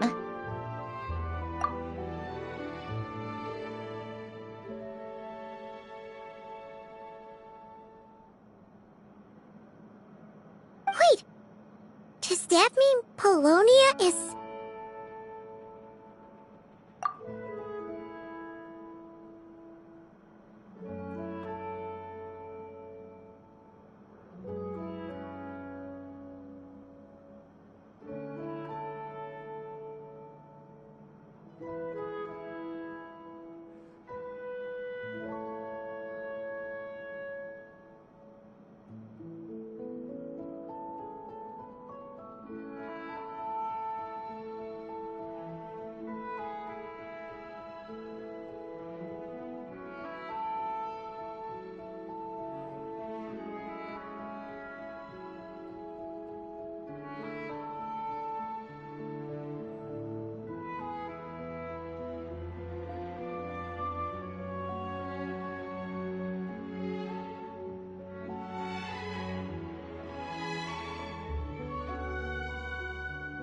Yes. Unfortunately, Polonia is... beyond repair.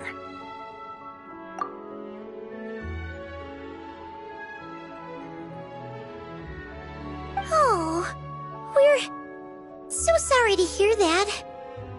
But you also mentioned something about a final gift?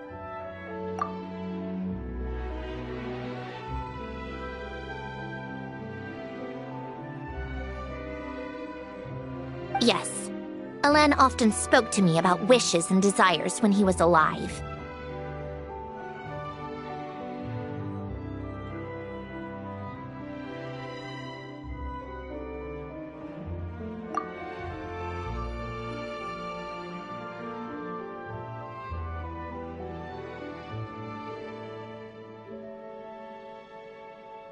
I suppose he thought there might come a day when I wished for something, and was willing to sacrifice my own life to fulfill it.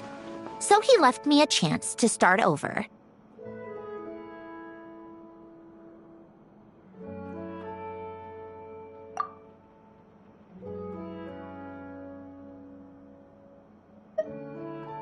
No, never.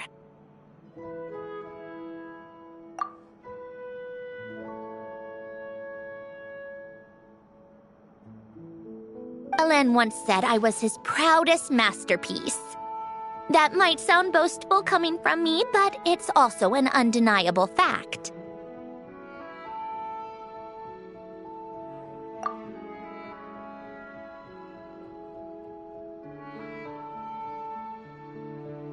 After Alen died, I started studying how Paulownia and I worked. Paulownia is essentially a computational machine, so it wasn't difficult to figure out the mechanical principles there.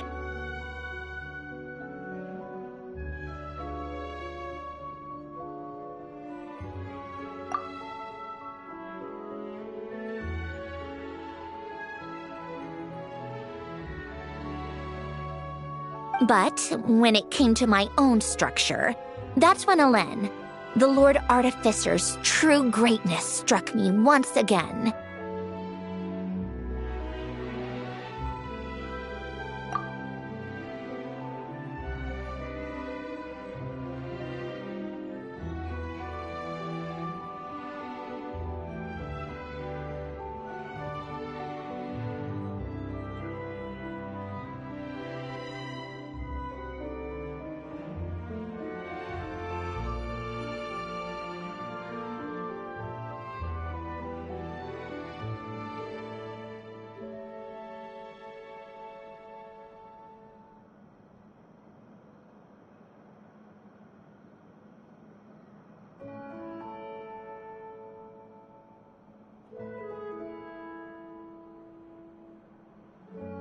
I attempted to imitate it when I created Catherine, but in the end, she turned out to be nothing more than a superficial replica.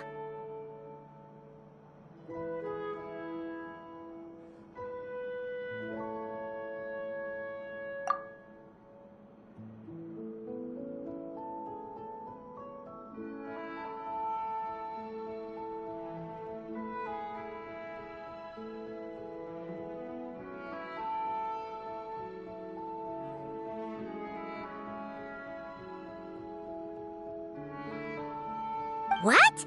But his creation skill, Catherine, is super impressive. We were shocked when we first found out she was a puppet.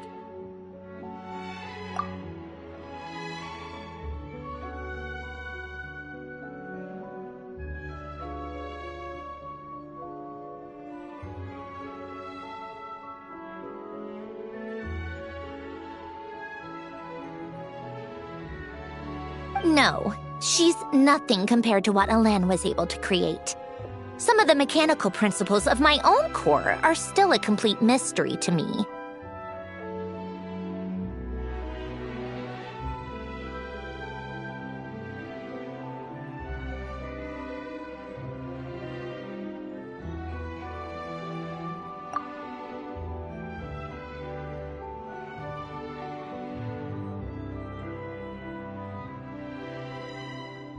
Keeping that gift hidden wasn't even a challenge for him.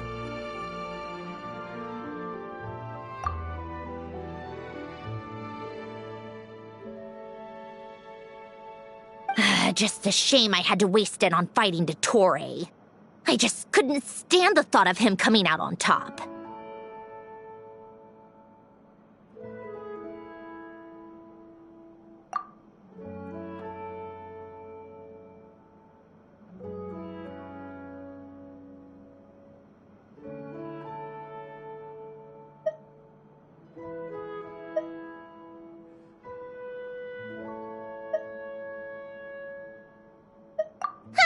If you put it that way, the world owes me a whole lot then, doesn't it?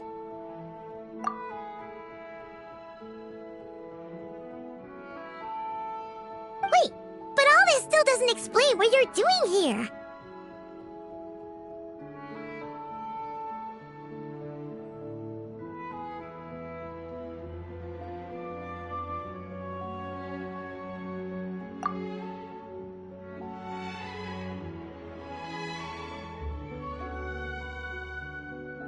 Risley said you rented the ship and even had some kind of fishing permit?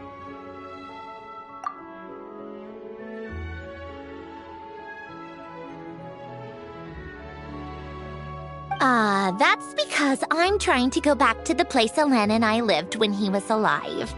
My former home, I suppose you could say.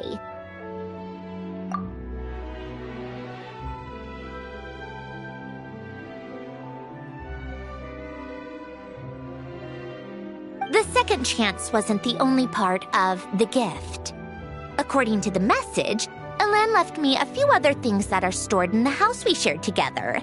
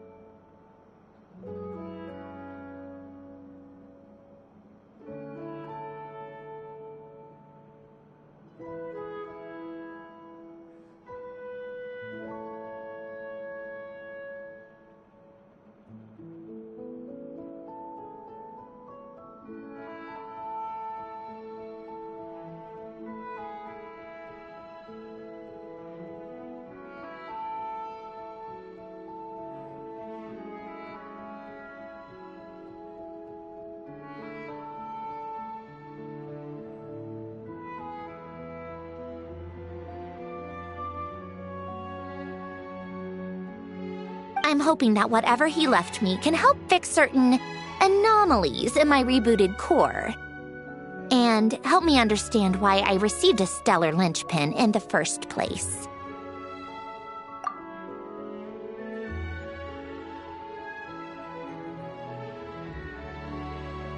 Okay, so go back then. What does that have to do with fishing?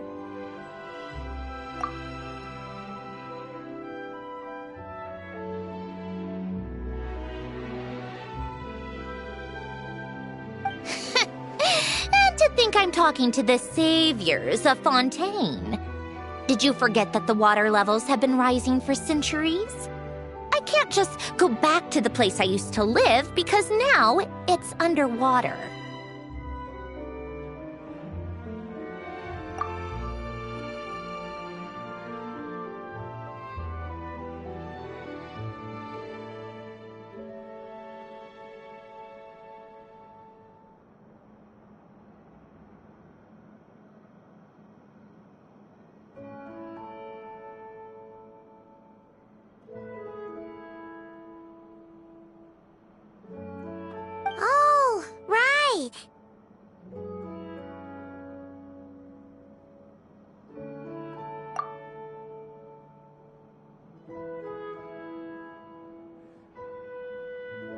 With the rising water levels and changes in terrain, it's not just a matter of finding where it is, but also clearing away any sediment or debris.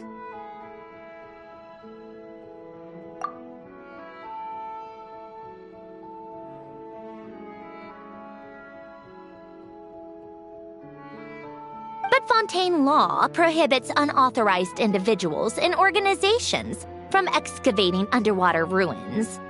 A Melazine caught me the minute I even made an attempt.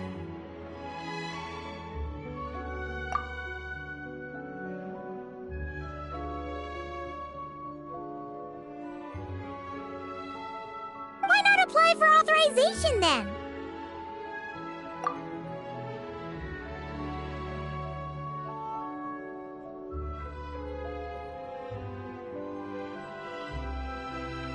And face the endless slog of Fontainian bureaucracy. No thanks.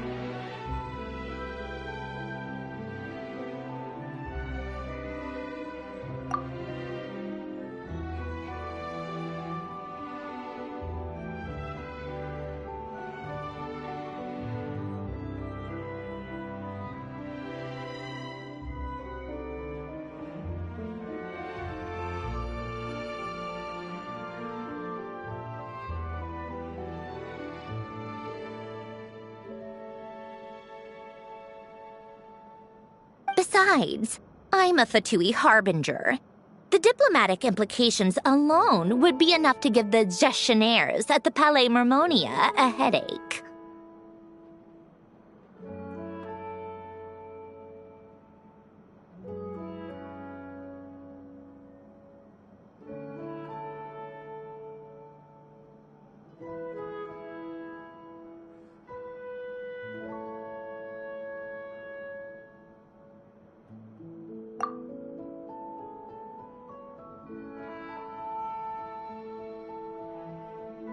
A fishing permit, on the other hand, isn't difficult to obtain at all.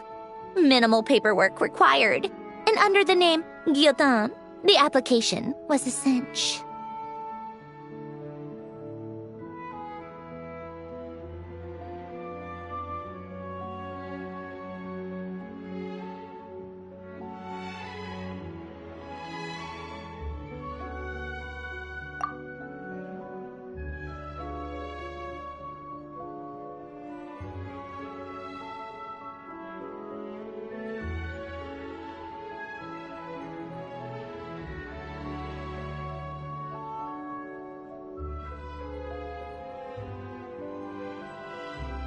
So you're exploiting a legal loophole?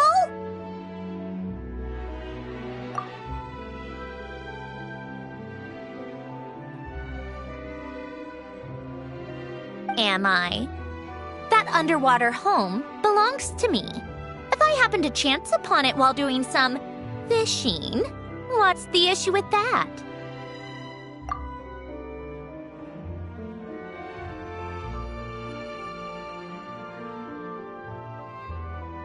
Of course, I do have to catch some fish to put in the aquarium, just in case the gestionnaires come to check up on things. That's also the reason I hired someone to man the front desk.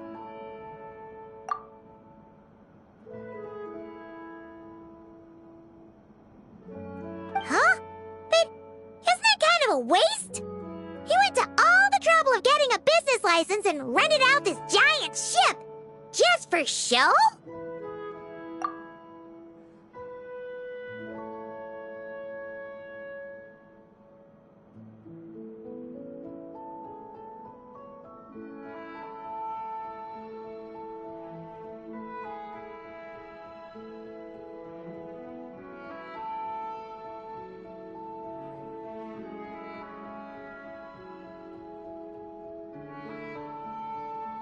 If you want to run an aquarium that bad, be my guest. Use the facilities however you want. I'm certainly not going to stop you.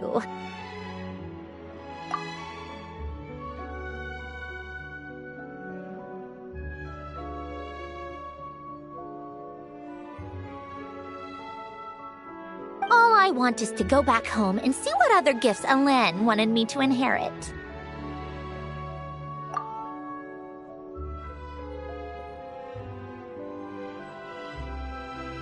Hold on.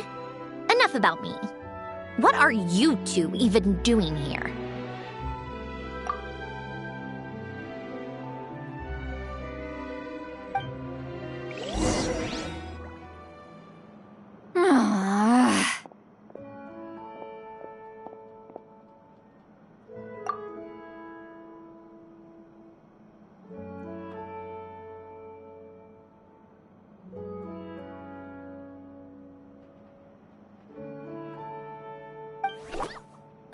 Seriously?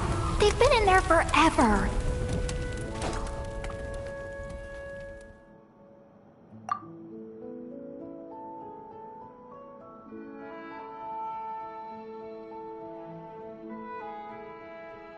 The reaction when they saw each other was strange, to say the least. They're lucky I was nice enough to leave the room and give them some space. Back in the Masters of the Nightwind, I'm the one who gets to kick people out.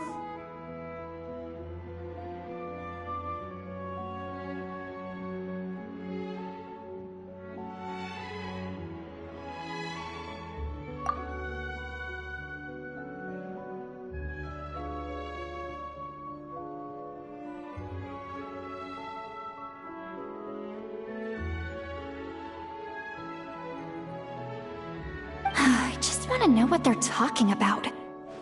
Should I cast a little eavesdropping spell?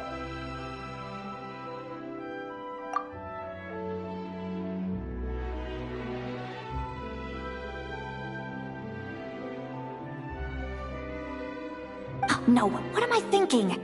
I'm Granny Eastley, the great shaman of the Masters of the Nightwind. I can't do something like that.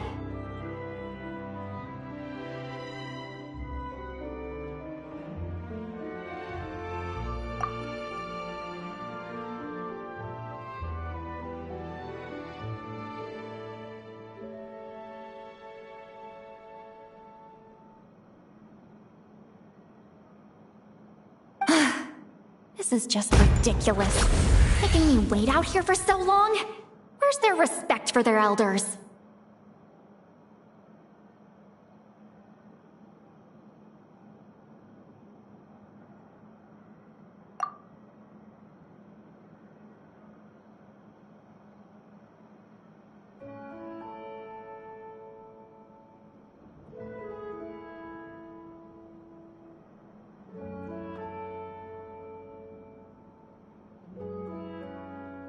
Here they are!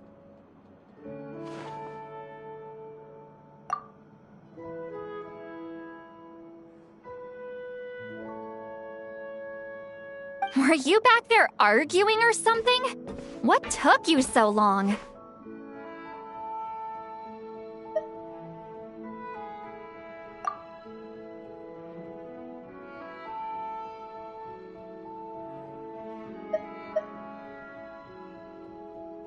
The two of you are already acquainted with Miss Guillotin, then?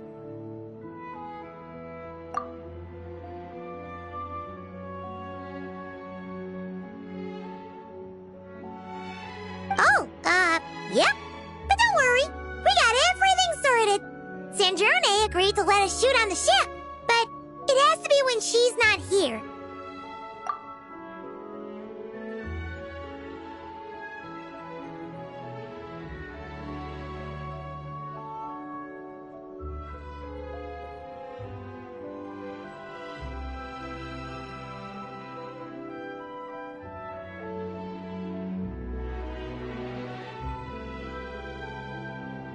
When she's not here?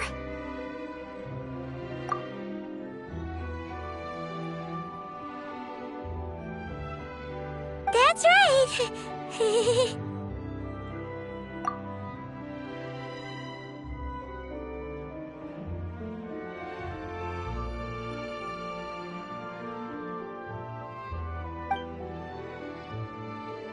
You'll excuse me if I didn't exactly ask for this little reunion. I wasn't planning on seeing anyone.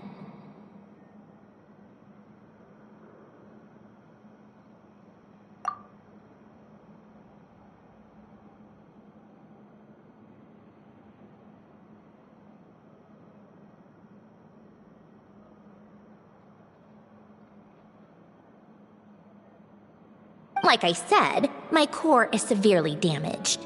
Even with the gift, there are anomalies that are making things unstable.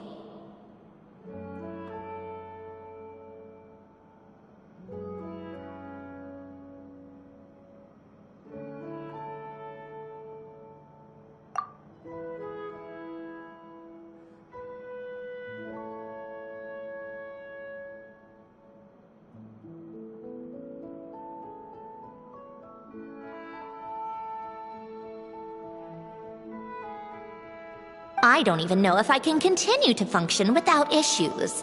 So the priority is to fix these anomalies and get answers to my own questions. Then, I can see the people that need seeing.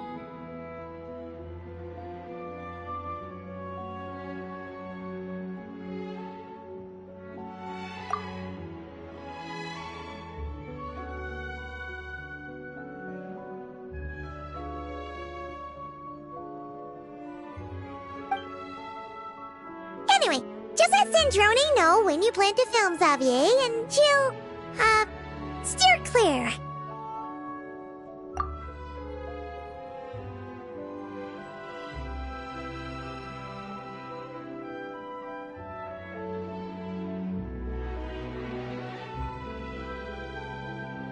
I do hope I'm not causing Miss Guillotin too much trouble.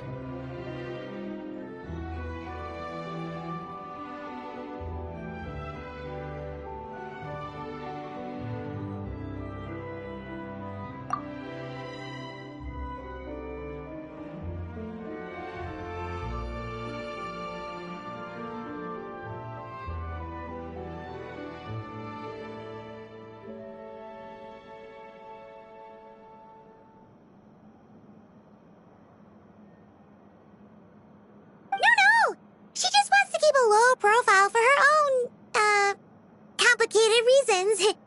She doesn't want anyone else to know she's here.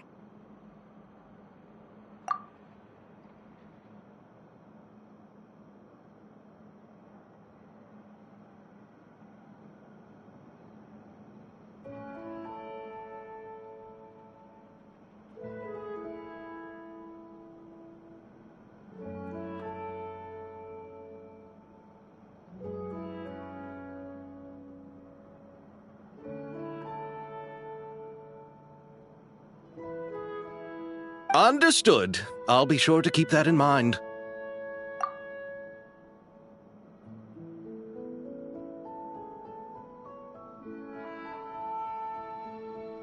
Oh, and see Lily?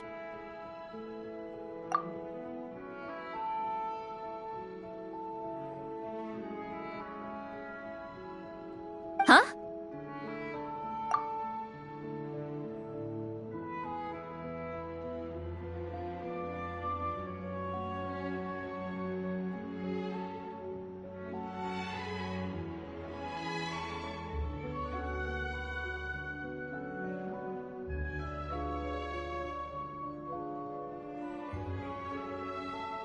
You mean Miss Guillotin?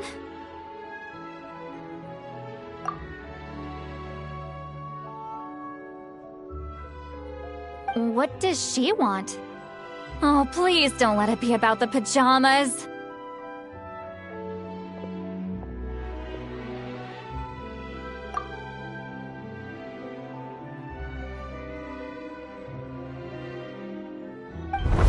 What? The seventh of the Fatui Harbingers? Why are you telling me all this?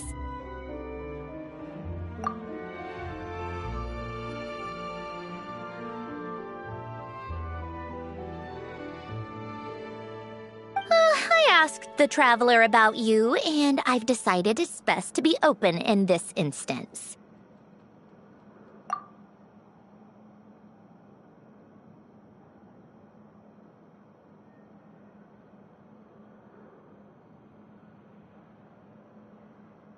I can understand if you would rather not work for a Harbinger.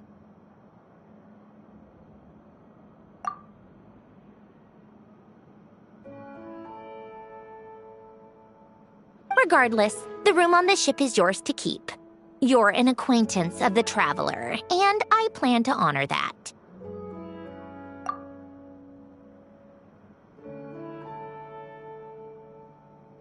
Wait, she's actually nice?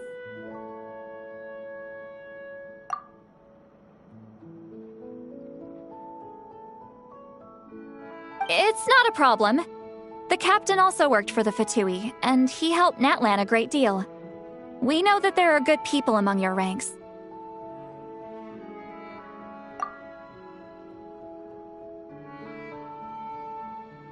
Besides, I've been around long enough to know what it means to earn one's keep. This isn't Natlan, and I don't expect special treatment. Besides, sitting at a desk isn't exactly back-breaking work.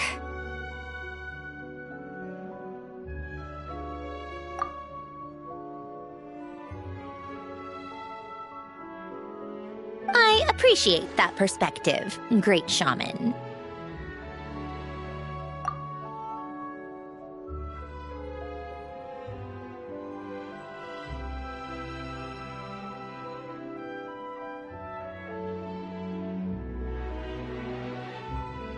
Seat Lolly. Just call me Seat Lolly. That title makes me sound so... old.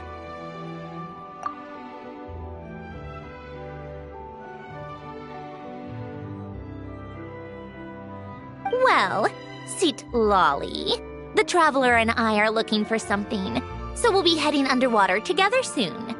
I'll leave the ship in your care while we're gone.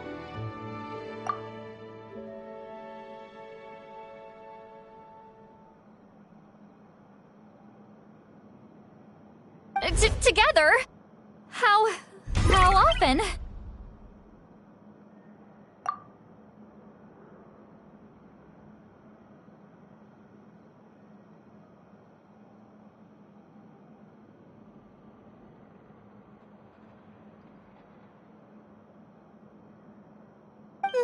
Not too often.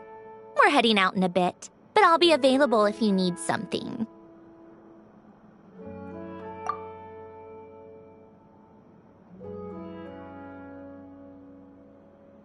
You couldn't, go alone?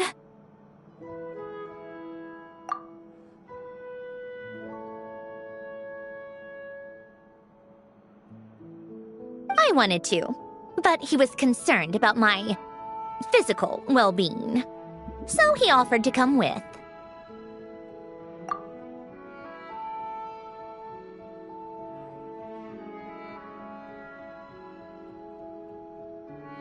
Guess my mental well-being means nothing then.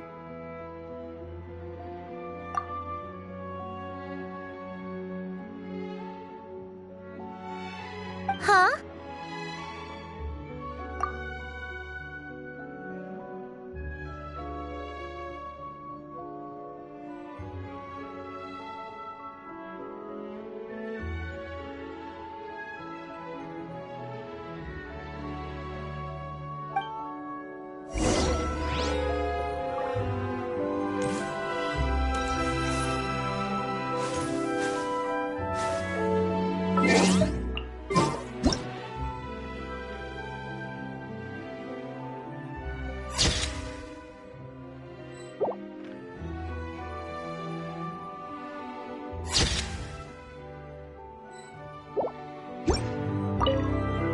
Just be quick about the whole thing, okay?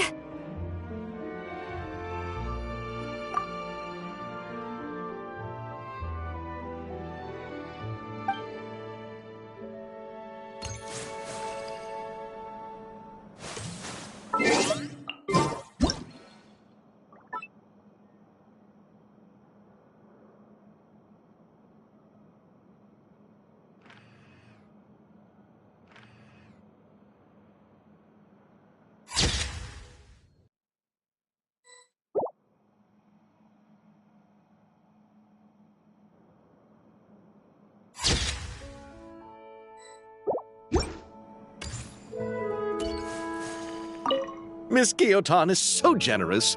We talked it over, and she agreed to let our crew come over and do some test shots while you two are out.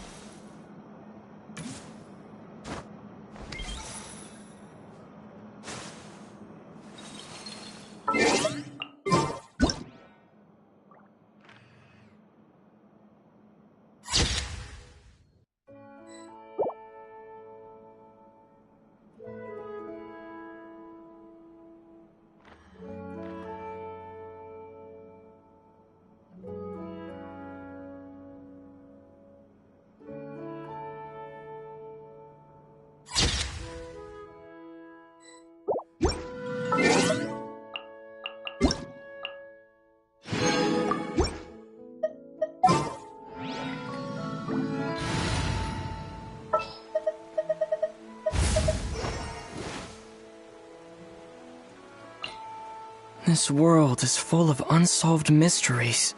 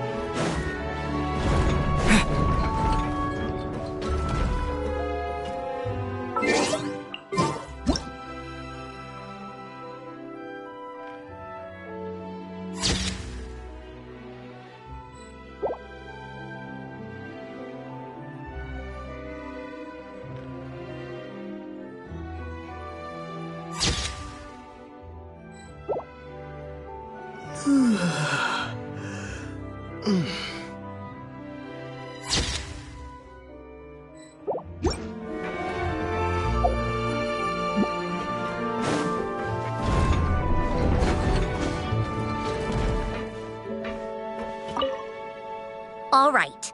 Our first stop is the Barrel region. After Alain left the Fontaine Research Institute, he lived in seclusion somewhere around there.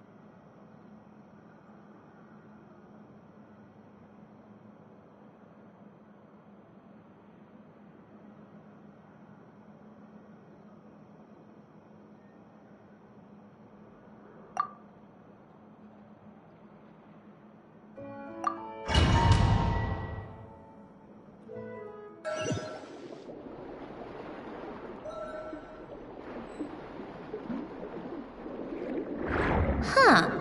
This place has changed a lot. Guess I really have been gone for a long time.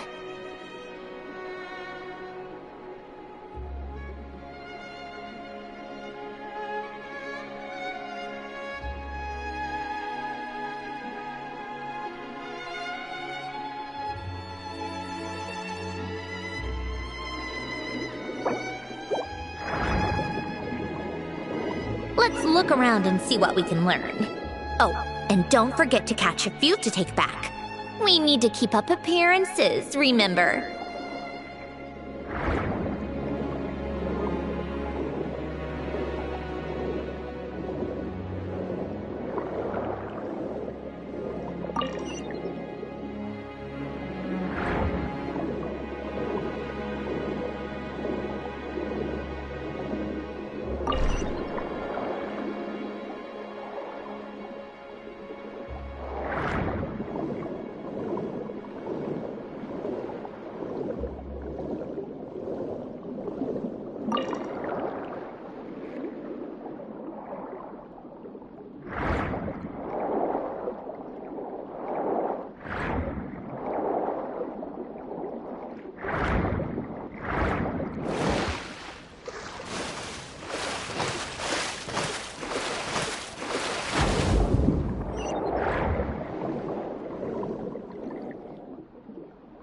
Poisson isn't too far from here, right? It's all a bit nostalgic, I guess. Back when I lived here, all this was still above water.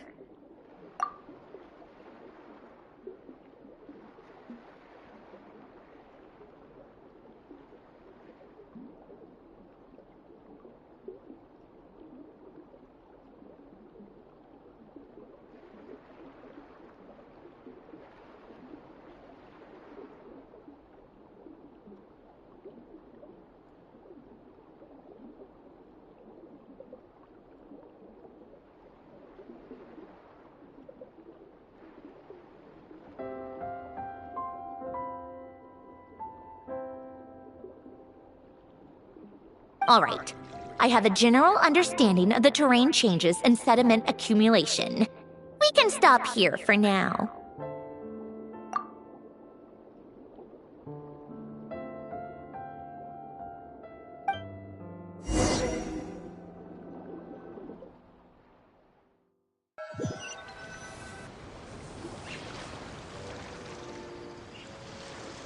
That went smoother than expected.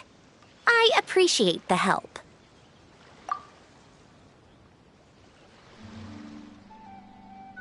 No problem. You doing okay though, Sandrone?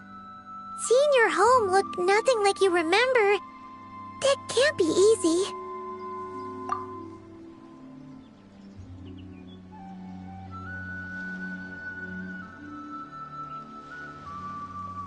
I'm fine. Times change. People change. That's the one thing you can actually count on. I made peace with that a long time ago.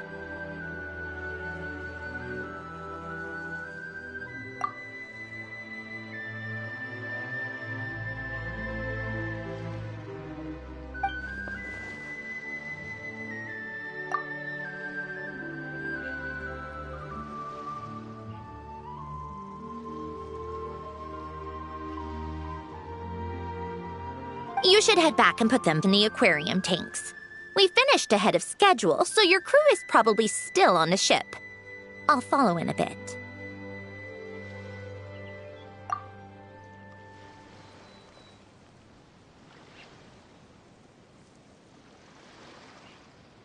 Right. Xavier said he was going to test out a couple of shots.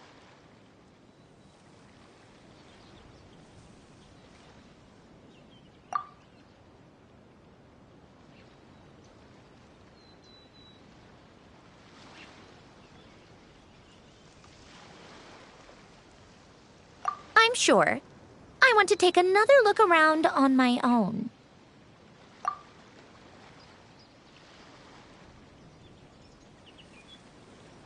Okay then.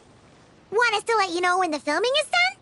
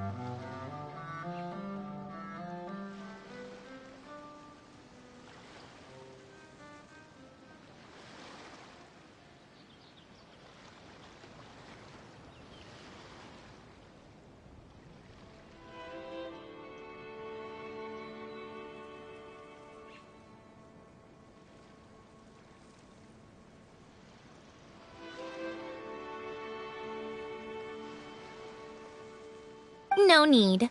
Columbina relies on Kuvaki to perceive her surroundings. In Nod-Krai, her senses are heightened because Kuvaki is everywhere.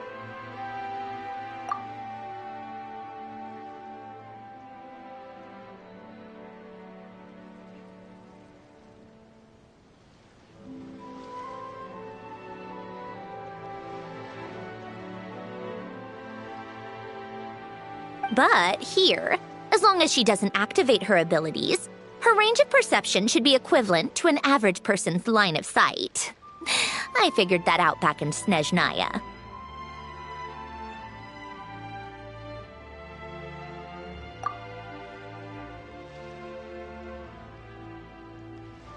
That's oddly specific.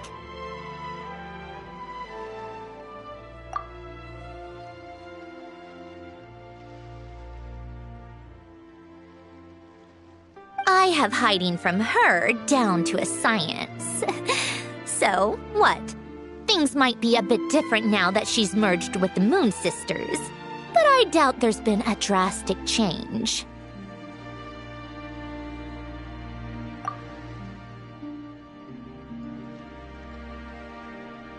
The point is, you two can head back. Don't worry about me.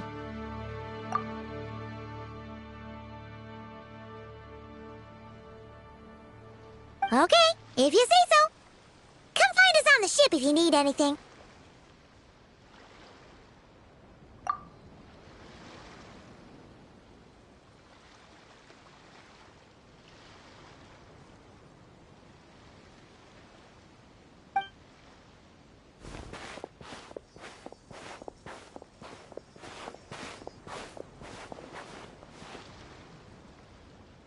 What did you leave for me, Ellen? Did you know I would come back? Or did you make it so I would have to?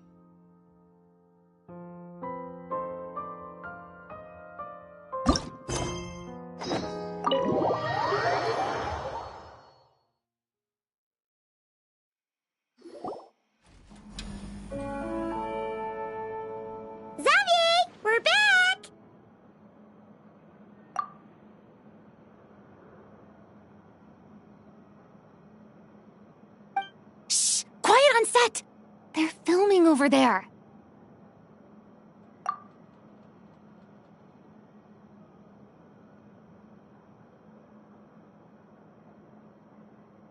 Oops! Sorry!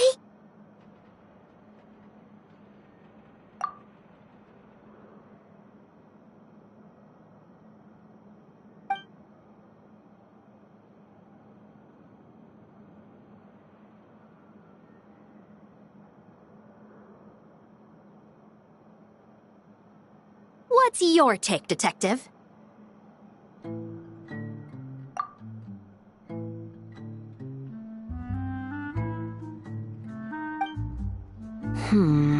Bullet wound to the chest, gunpowder residue on the clothes.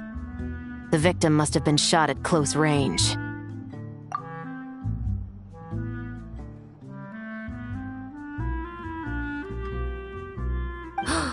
You think it was someone they knew?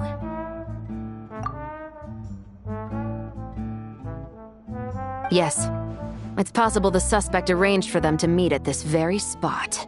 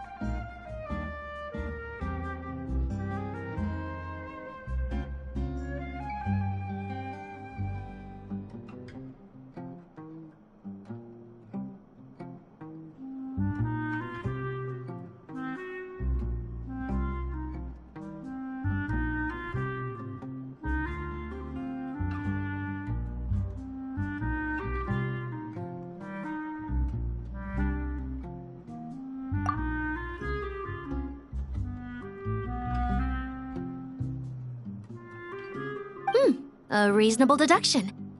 But you're overlooking a crucial clue.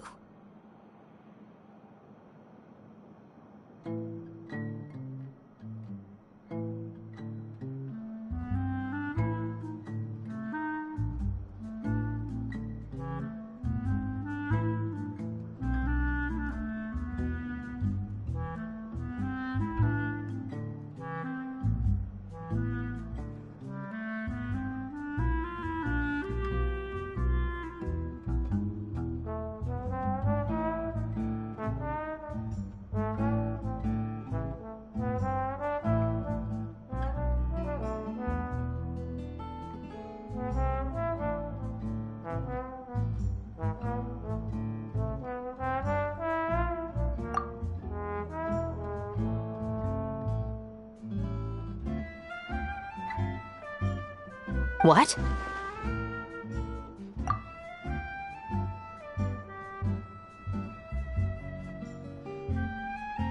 The victim's pocket watch is missing.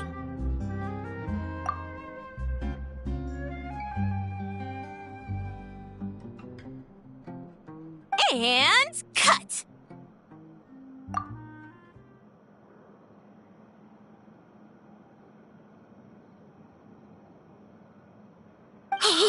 I think we got it!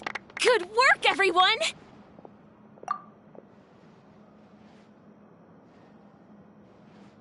Phew, finally.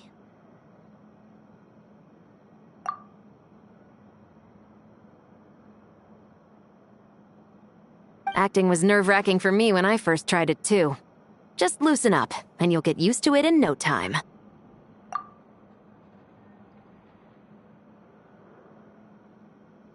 Severus! Charlotte!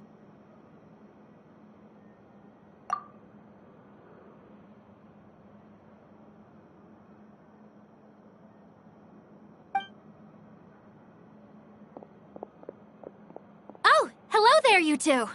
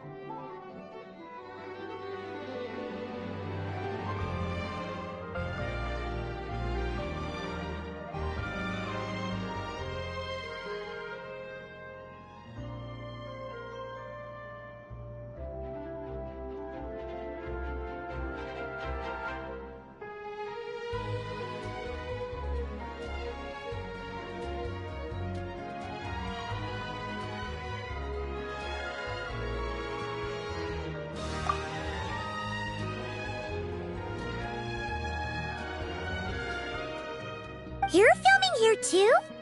Oh, so Charlotte's crew must have been the one that asked you to help out, huh, Severus?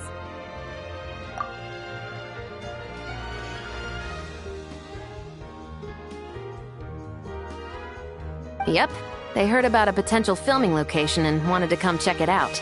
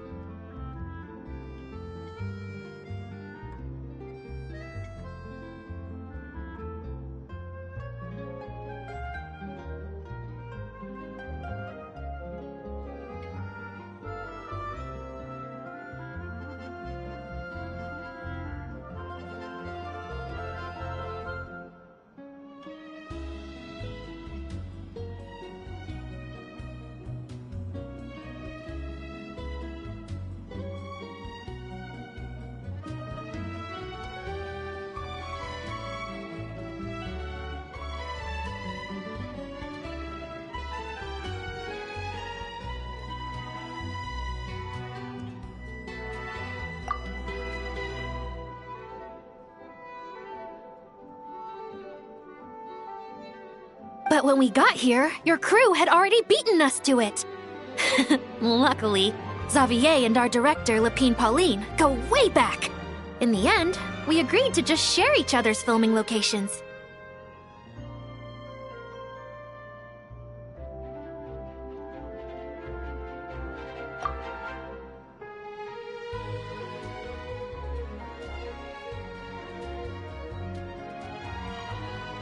Considering all the last-minute changes, that's just what Musketeer Pictures needed.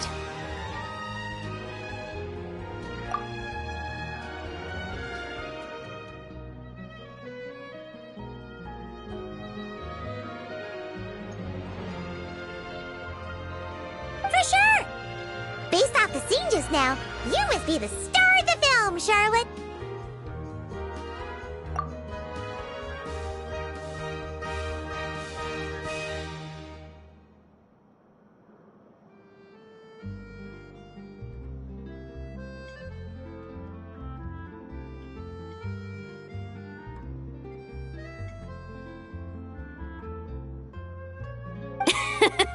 You bet! This detective costume really suits me, don't you think?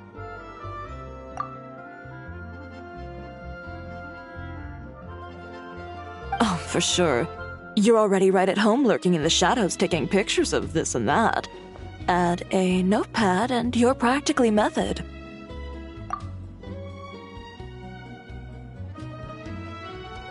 Thanks, Miss Chiori. I appreciate the compliment.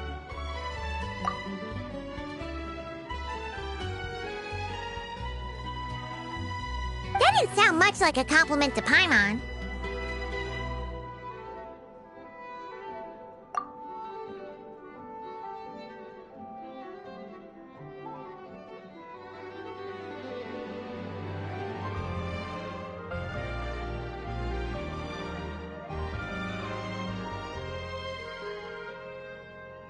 So this is a film set? It looks like a very happy place.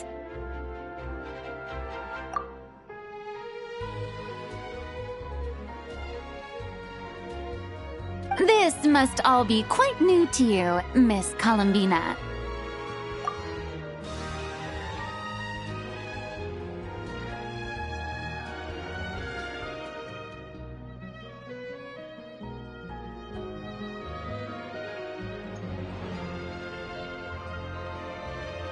Yes.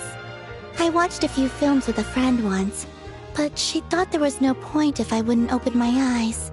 So she stopped inviting me.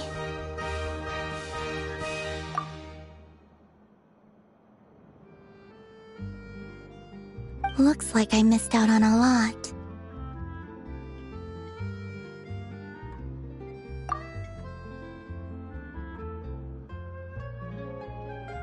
True, but being an actor seems like a tough job.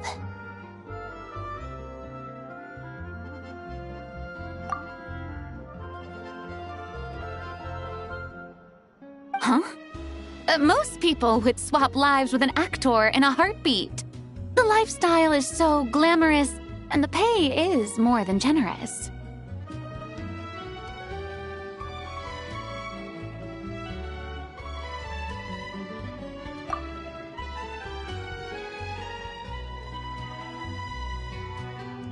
But they have to act out lives that aren't their own, with the whole world watching on in judgment. If they don't do it justice, it must feel like they're letting people down.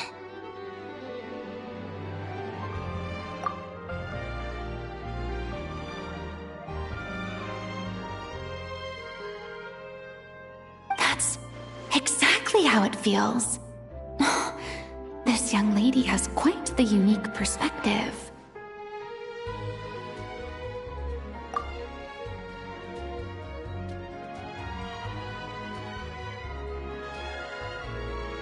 Well, that's true. But these actors are here because they want to be and they think it's fun. Most of them, at least.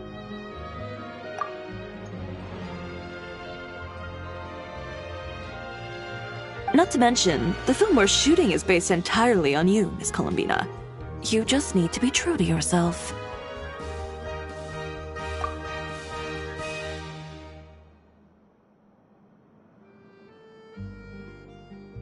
I don't have to pretend to be someone I'm not.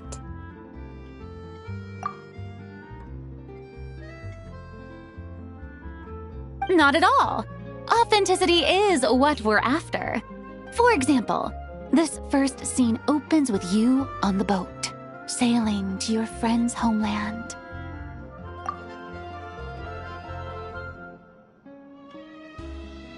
You just need to think about that moment in the story and picture how you would feel.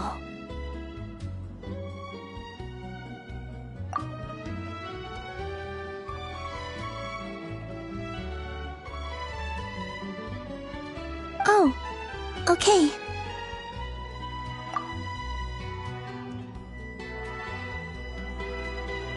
We're all here? Wonderful! Let's head to the deck and get shooting.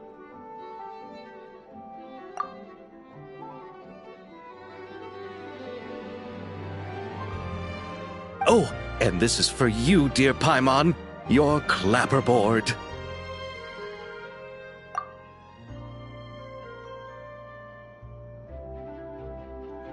Whoa! Is this the same one Paimon used for the Two Musketeers?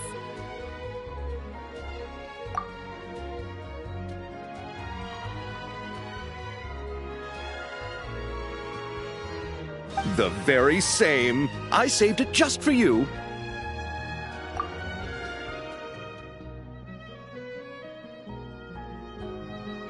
Thanks, Xavier! Feels like being reunited with an old friend.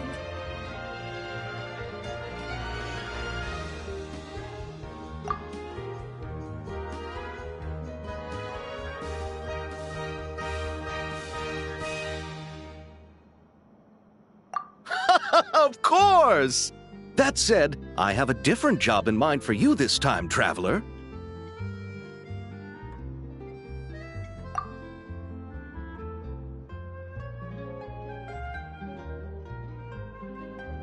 Our film is focusing on a single protagonist, so conveying the subtle changes in her state of mind is of the utmost importance.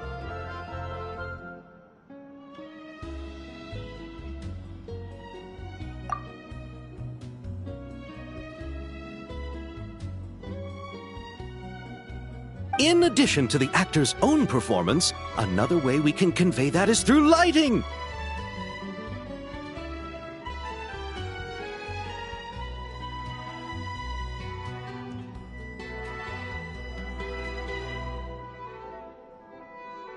Huh? But there's already a lighting specialist, isn't there?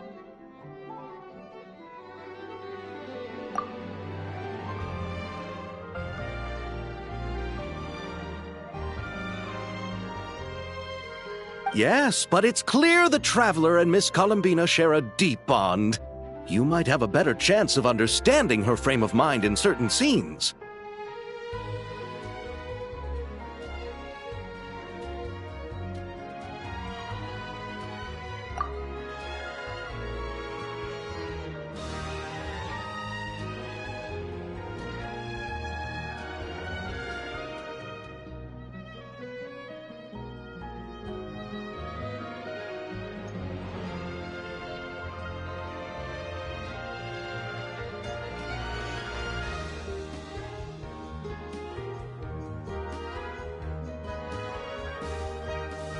Oh, that makes sense.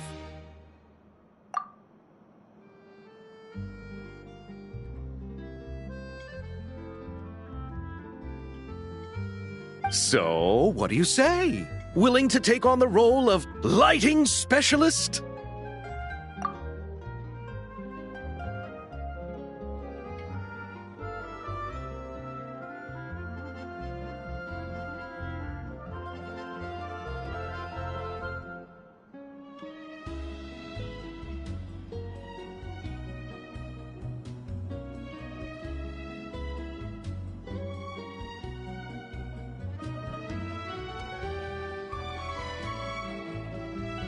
It's settled! I leave the job of translating our leading lady's inner thoughts in your capable hands.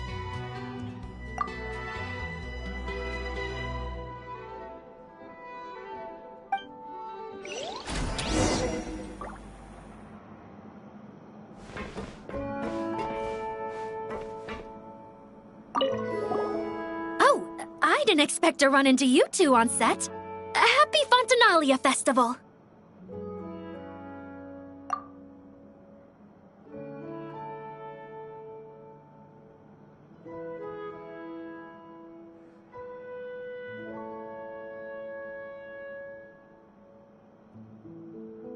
Nice acting back there, Charlotte! Thanks! I'm, usually the one behind the camera, so it's actually pretty nerve-wracking being the center of all that attention.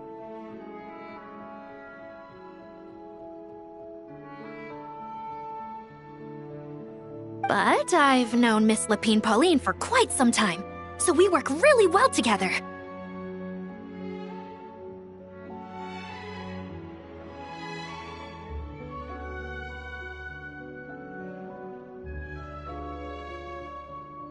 Miss Lapine Pauline prefers to assign roles based on our own personalities. She'll even adjust the script to make it a better fit.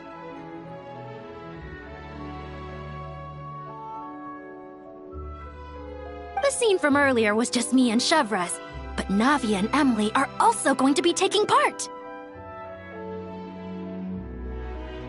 Ooh, that's quite the lineup! Your film's leading lady also seems like quite the score. Just on first impressions alone, it's clear she's someone special.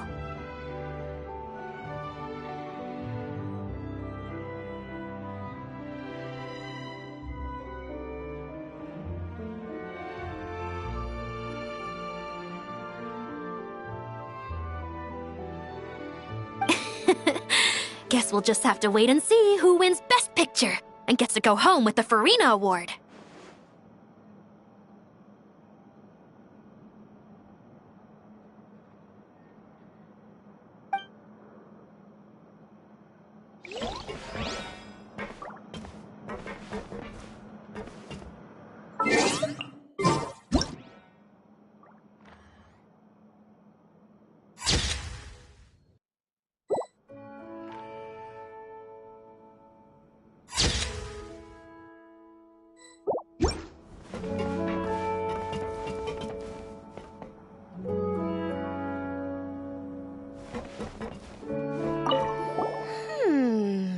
Seeing all the sets in place, things are looking even better than I expected. The actors are doing great too. Editing it all together is gonna be a piece of cake. Bet I can finish it in one night. Hi, Lapine Pauline!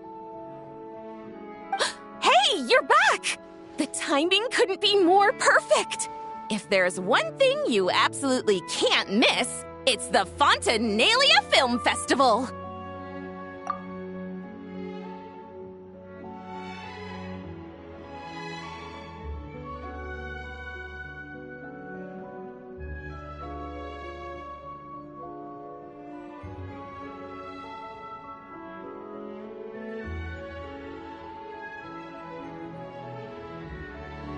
And you're a director this time! That's so cool! It's all thanks to my apprentice, Nanette. She's the one who told me to read Great Detective Herlock in the first place. And then it struck me. This would make a great film. What about your savings, though? You didn't... Yep, I went all in. Paimon was worried you'd say that.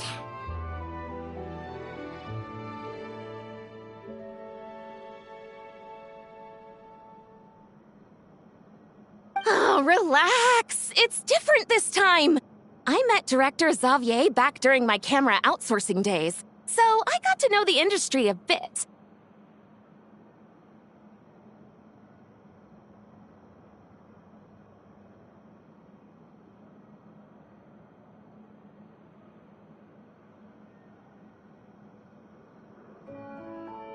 I know exactly what our film needs and what the fans want to see.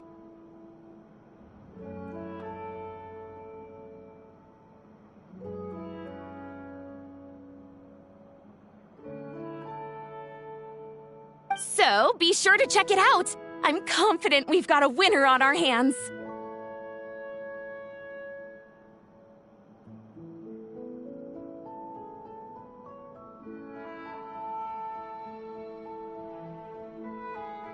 Sounds like it. But we've got some filming chops ourselves. It's definitely still anyone's game.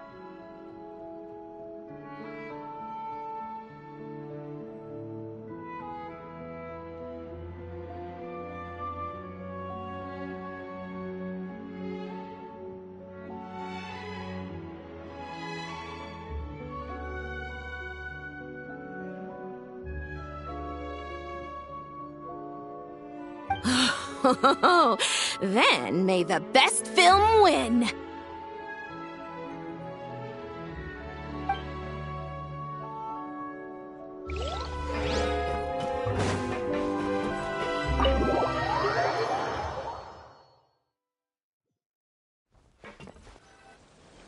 All right, without any further ado, it's time for production on our film, A Homecoming, to officially begin!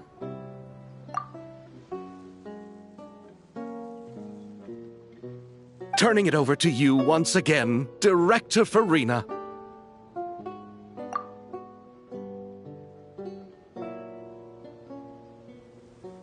All right.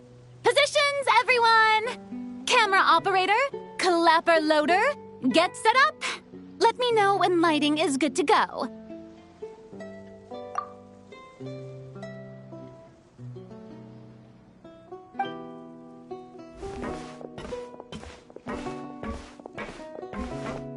All you need to worry about, Miss Columbina, is hitting your mark. Other than that, just focus on immersing yourself in the emotions of the moment.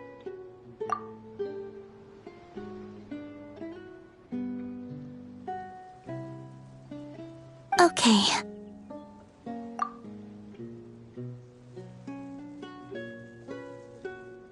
Good. Lighting, are we ready?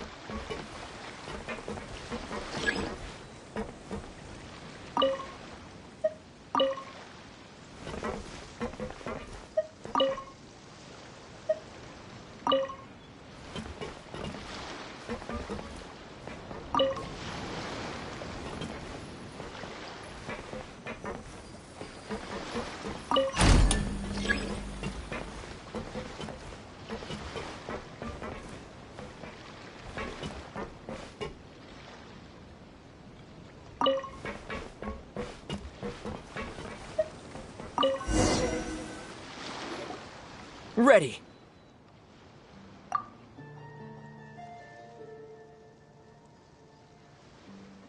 All right, quiet on set.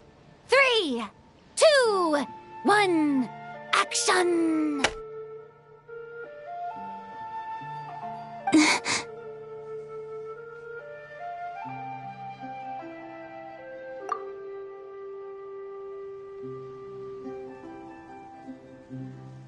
This is her homeland.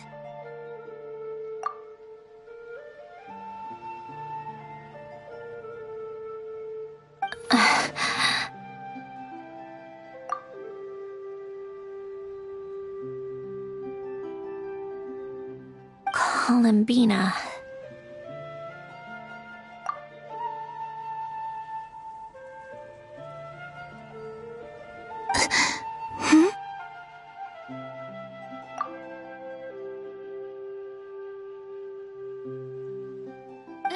Cut!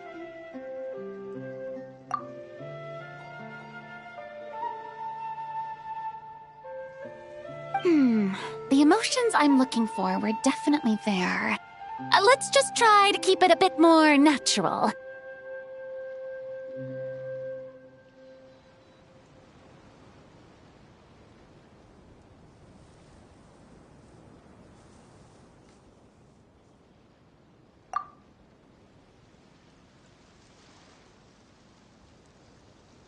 Oh, but definitely keep that gesture at the end. I loved how real it felt. You looked genuinely moved. All right, if you're ready, let's go for another take.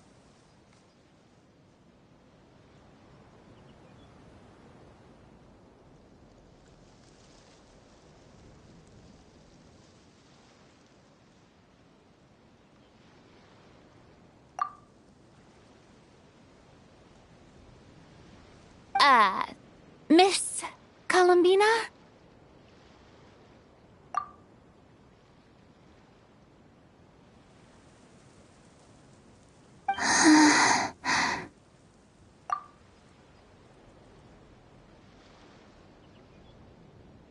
That presence, it kind of felt like...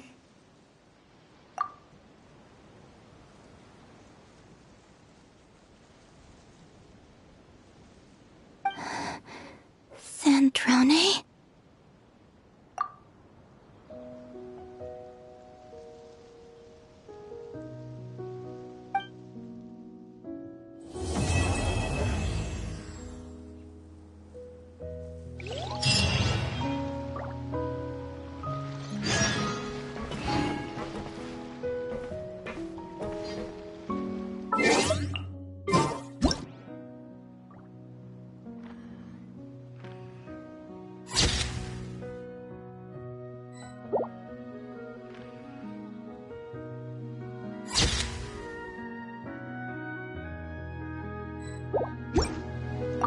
Terrific performance, Miss Columbina!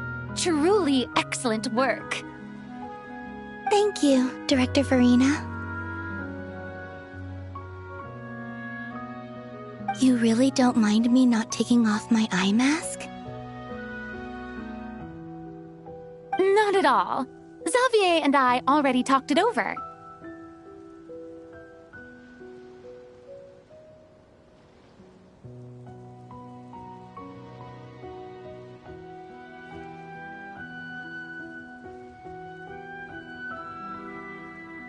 The character is based on you, so there's no need to change what you're accustomed to doing. Besides, the mask could become one of the defining traits of our film's leading lady.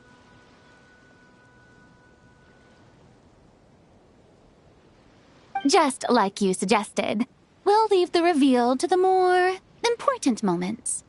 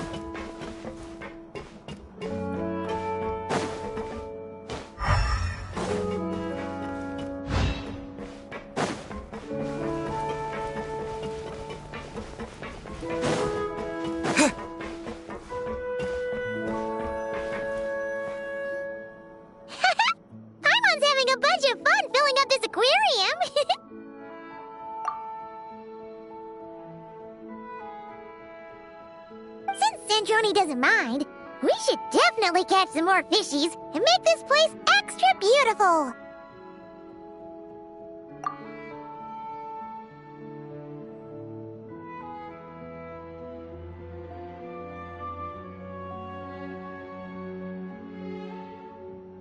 Hey, you two.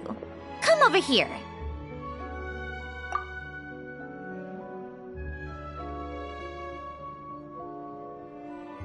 Huh? Is everything all right?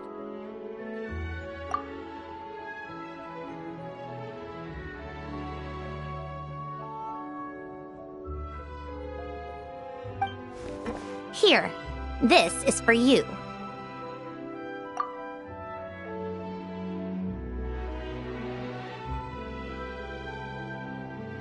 What is it?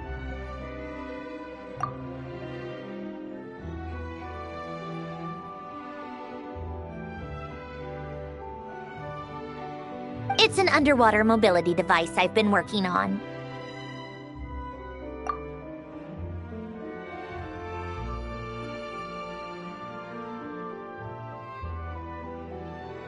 Huh? Wow! That's so kind of you, Sandrone!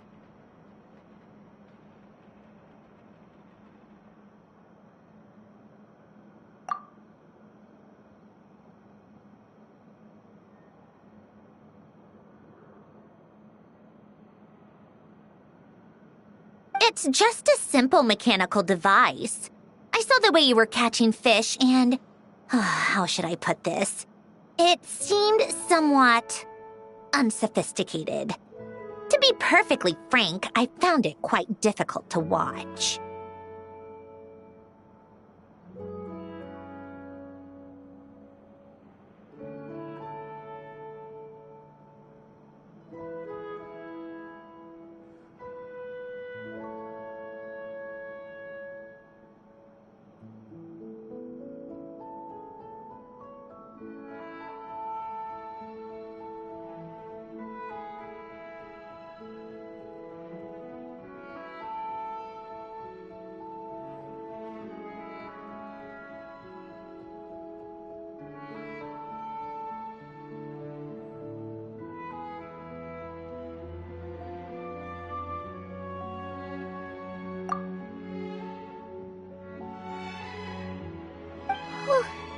Was it really that bad?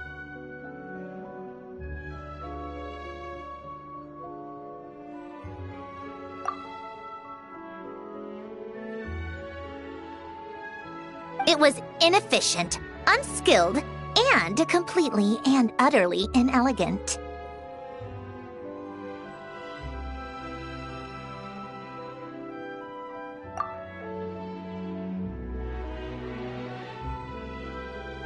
No need to apologize. Everyone has their own ways of doing things.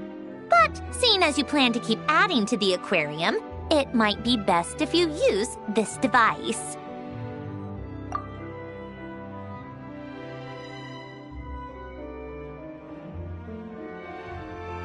The waters of Fontaine are home to more than just harmless ornamental fish. There are plenty of predators who could do you some real harm. This device will not only help you fish, it'll also help you flee.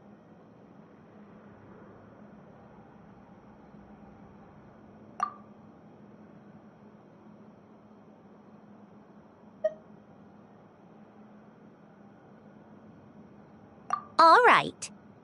Oh, and if you're going for a swim, go now. And don't forget to tell me what you think of the device.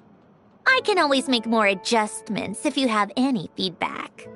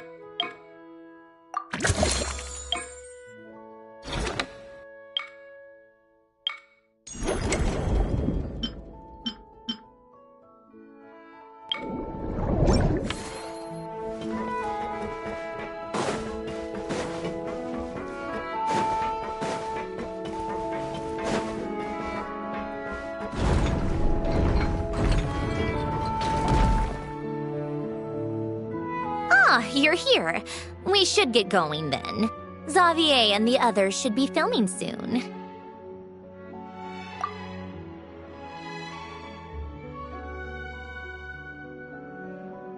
How's it going? Have you managed to figure out the location of your home yet?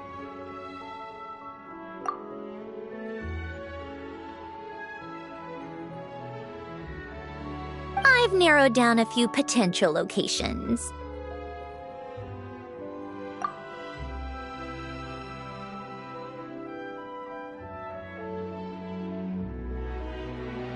We just need to take a sample from each one. Once the equipment analyzes them, we should know the exact location and where to find the entrance.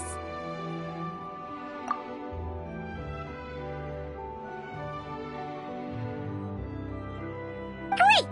We should get started then!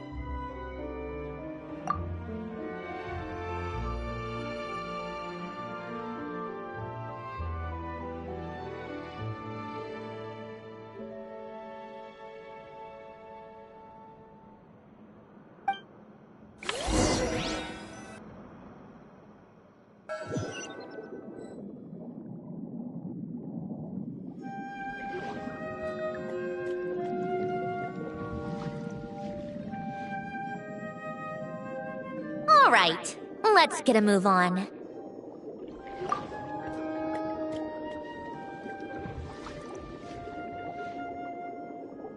That should do it. Let's head back. The filming should be just about done.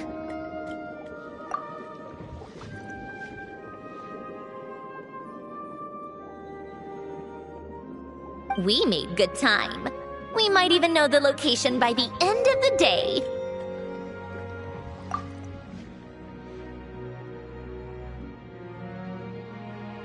You sound pretty happy about that.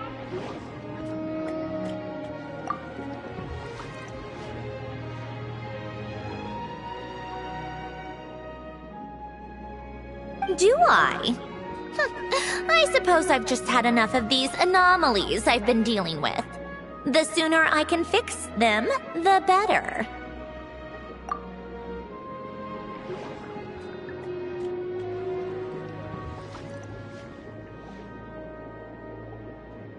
Anyway, enough chit-chat. We have work to do.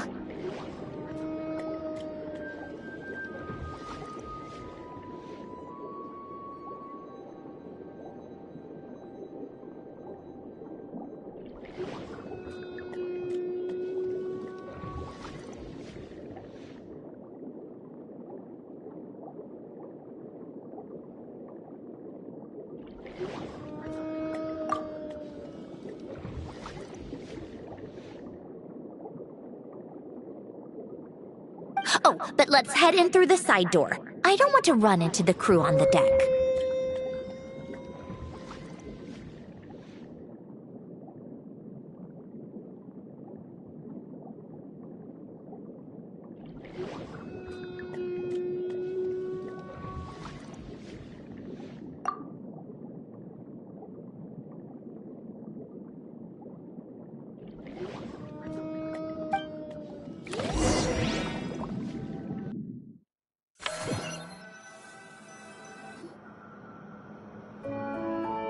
All right, now we just need to wait for the results.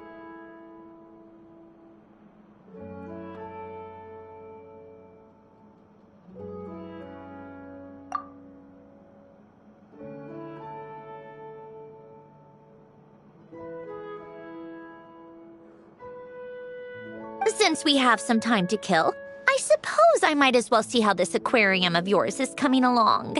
You seemed quite enthusiastic about it, after all.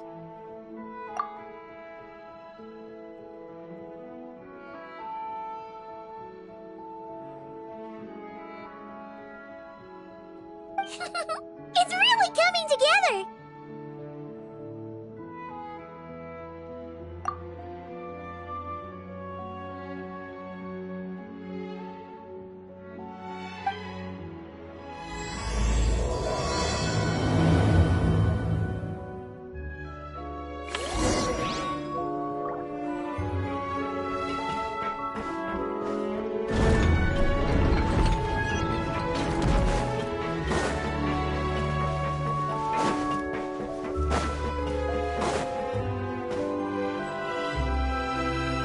Oh, kind of impressive, actually.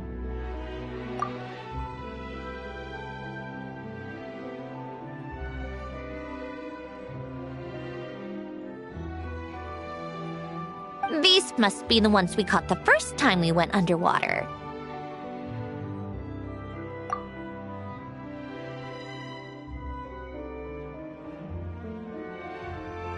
Like it?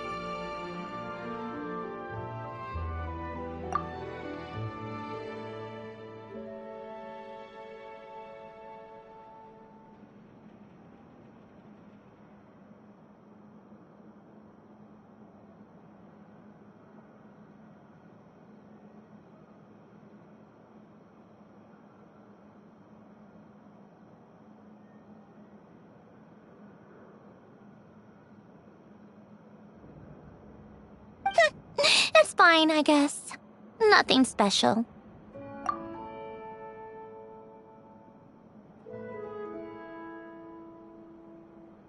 Come on! It sounded like you really liked it just now!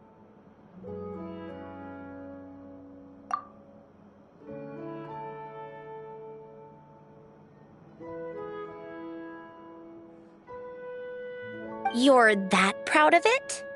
Is this a sense of accomplishment or something?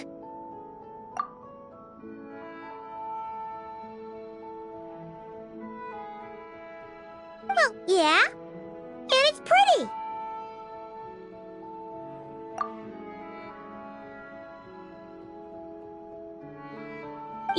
it's gonna be gone soon, though, right?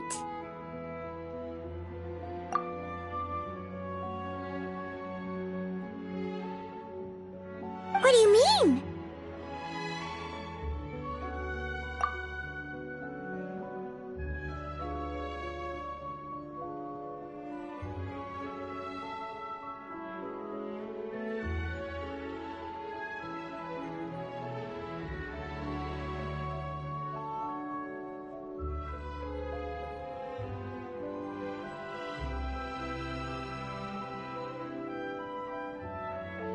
After the festival, this ship will be returned to the fortress of Meropide, and this aquarium will be no more.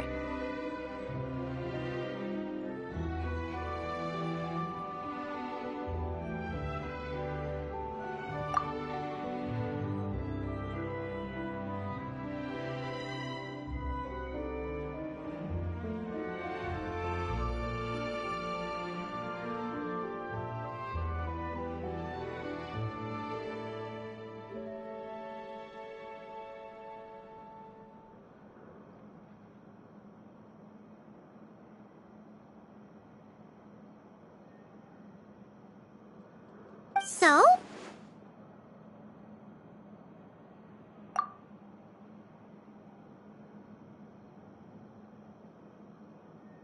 So, no matter how much work you put into this place, once the festival is over, it's all just going to disappear.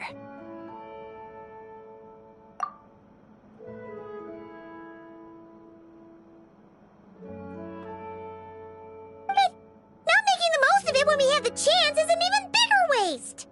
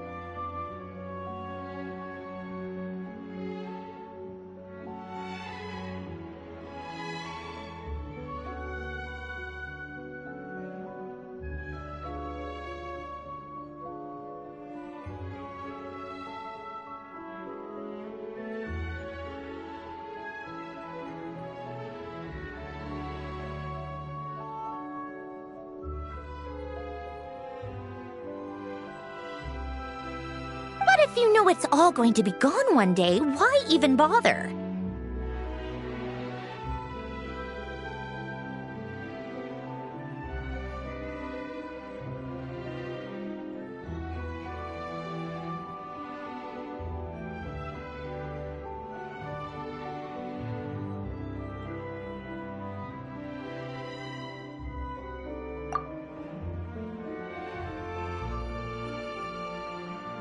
Well, because...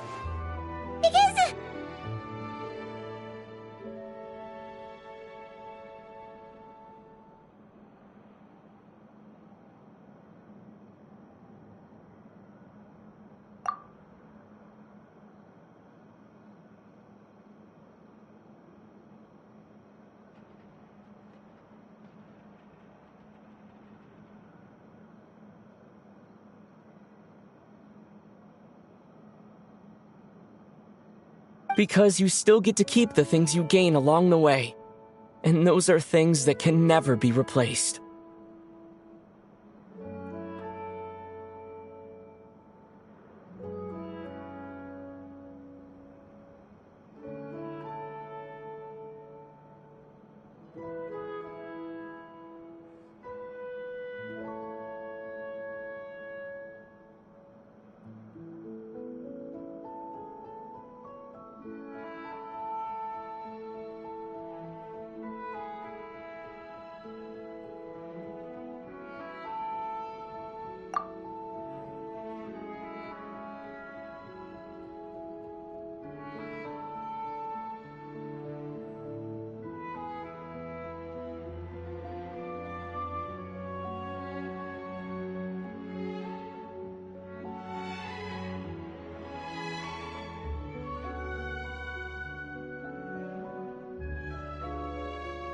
doesn't that make losing them even harder?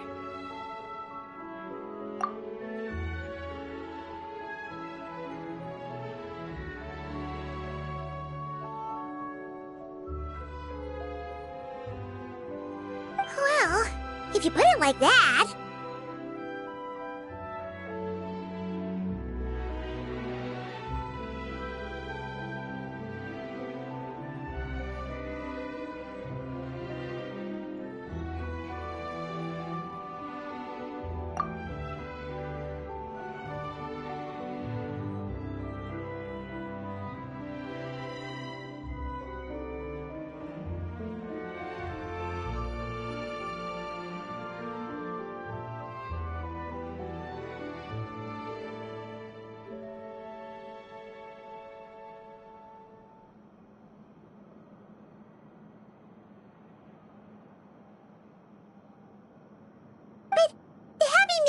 along the way last forever.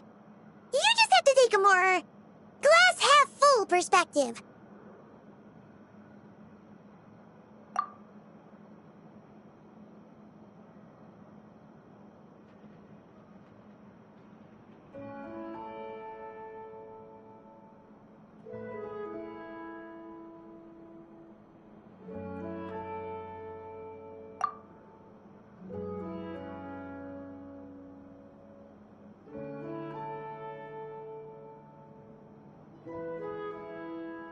Not to mention, everything we do here is gonna be on film, so it'll still live on in some shape or form.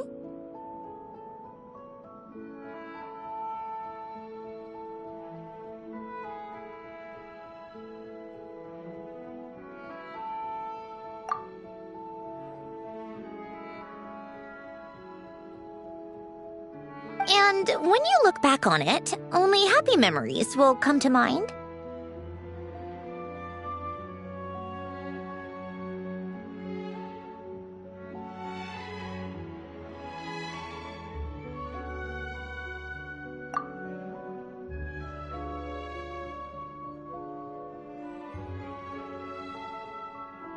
Exactly!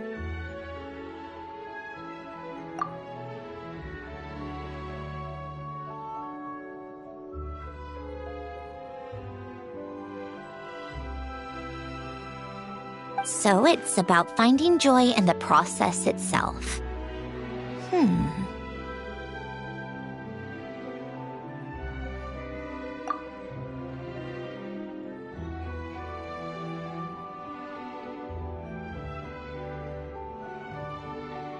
Traveler! You're back already?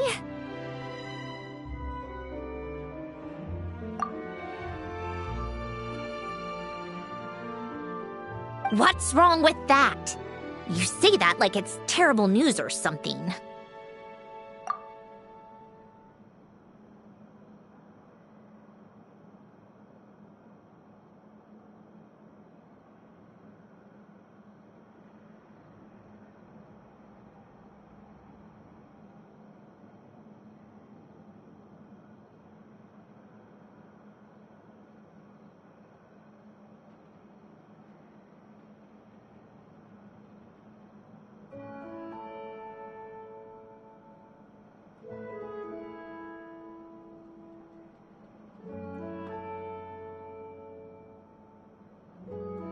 How did you get here?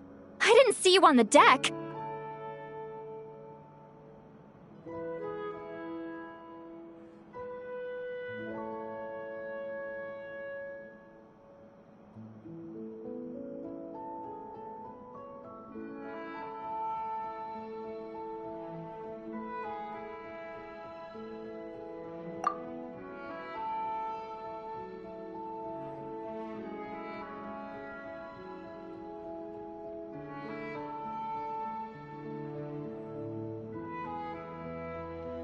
Oh, never mind. We need to help Miss Guillotin hide ASAP. The crew is heading over here to shoot any second.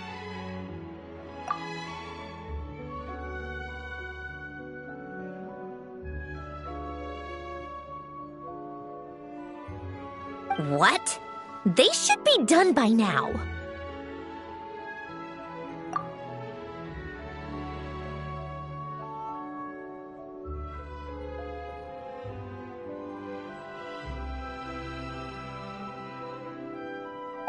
There was a mishap earlier that cost them some time. I was waiting on deck so I could warn you the minute you showed up.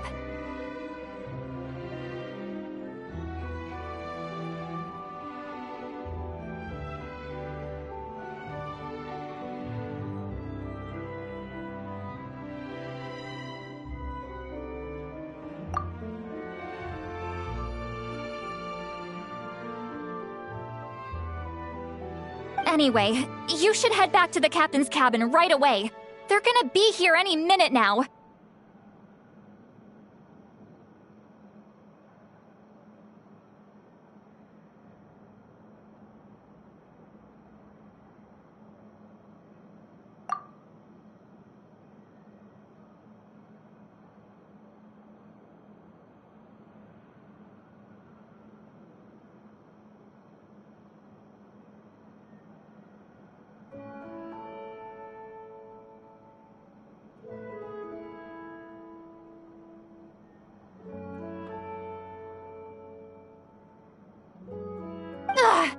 Finally! That's a wrap for the scenes on the deck. Wouldn't have taken half as long if the wind hadn't snapped our equipment in two.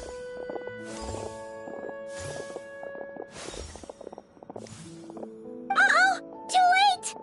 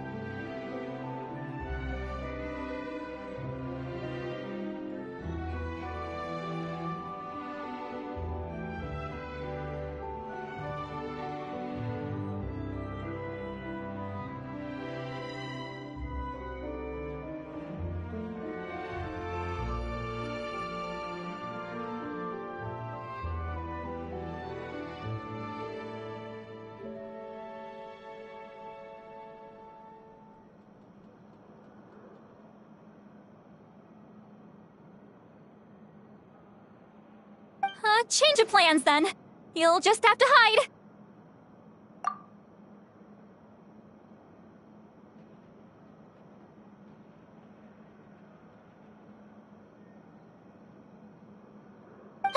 Hide? And where exactly am I supposed to do that?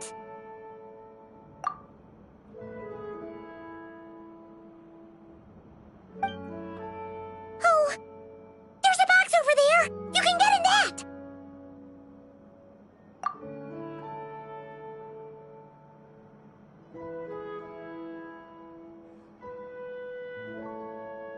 Huh? You expect me to...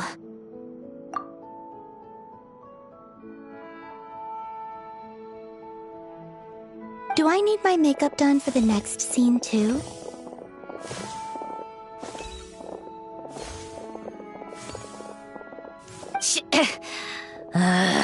For the love of...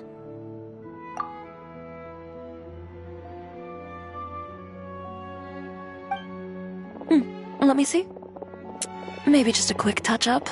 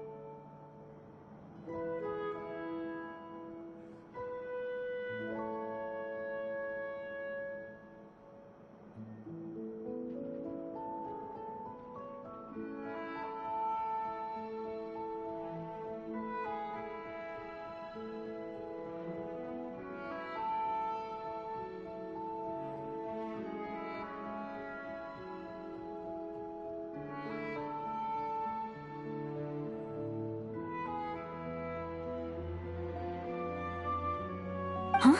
Traveler and Paimon? What are you doing here? I thought you took the day off to take care of something.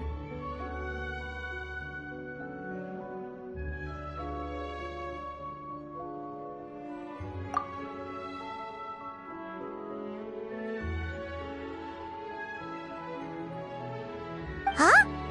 Oh, well, it didn't take as long as we were expecting, so we came back early.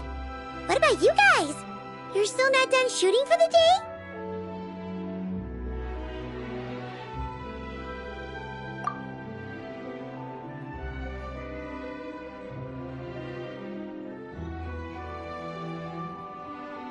No, we ran into an issue that, set us back.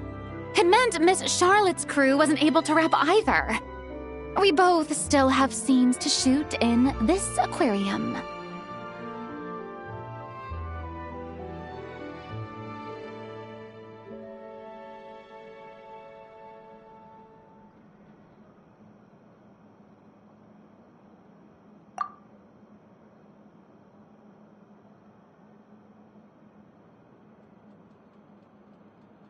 Oh, that's not ideal.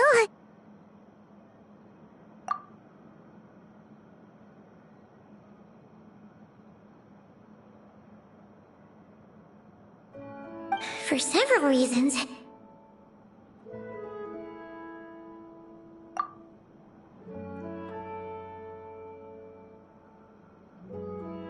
Let us help then. The sooner we wrap, the sooner everyone can get some rest.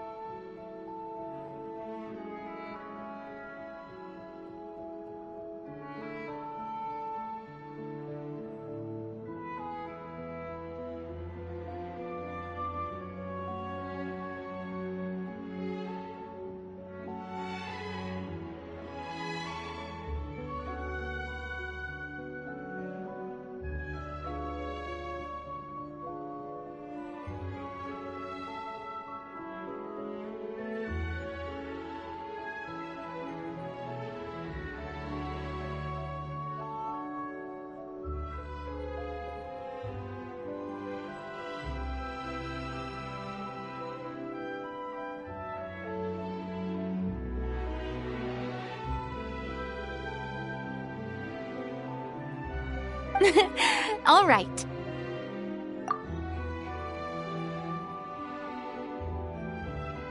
Thanks, you two.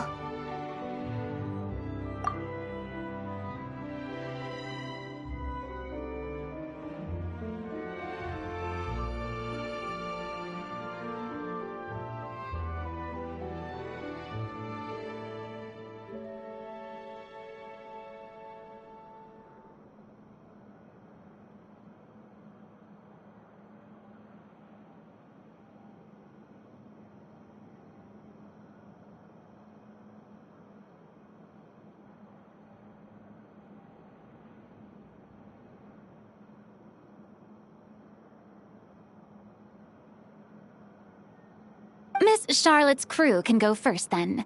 If I'm not mistaken, you still have a night shoot later.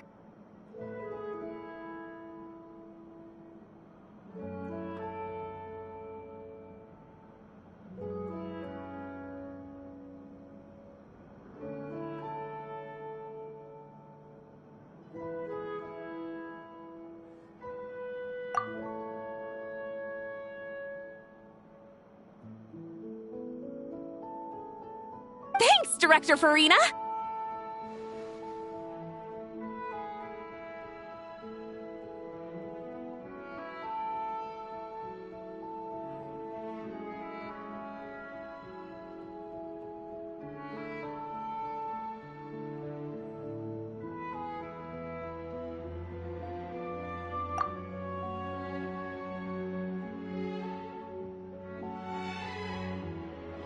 Of course! Fellow artists should help each other out where we can.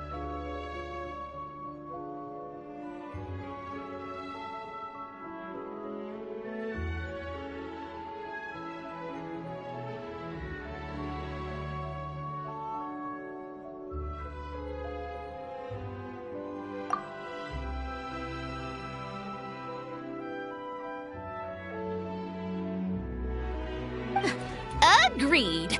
Well then, camera, lights, get set up. Actors, give your lines a quick once-over. Let's try to get this in one take.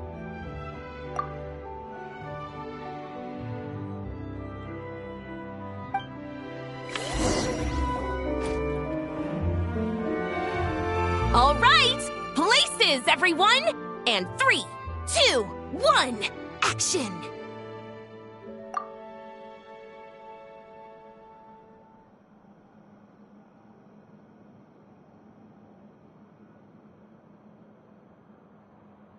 So, the story ends like this.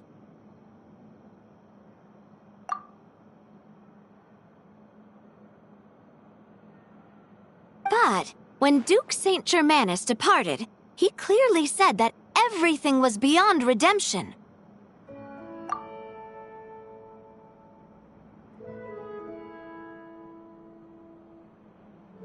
Huh? That sounds familiar. Wait, it's from that novel I came across while researching the numerological array.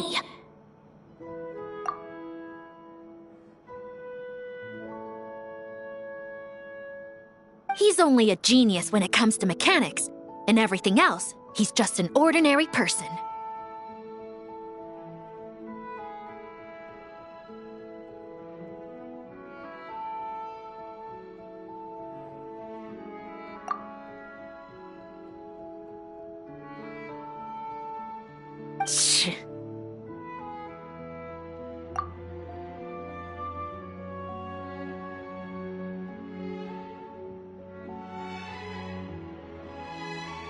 Huh? What was that noise? Whatever, I'll just fix it in post.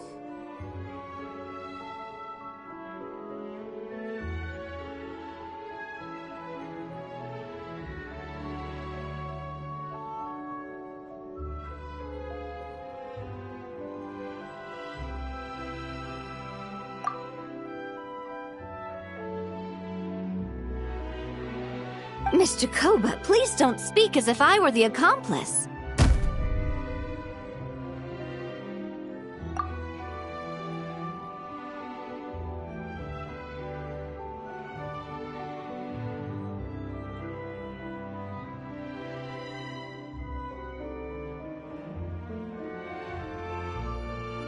Not so hard. This box isn't sturdy enough for that.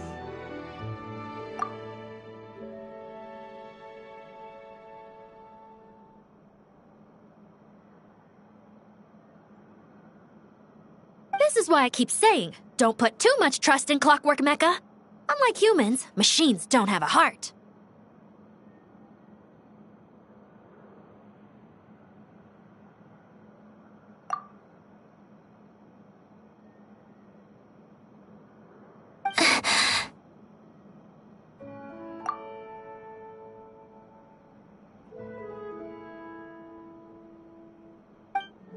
A heart?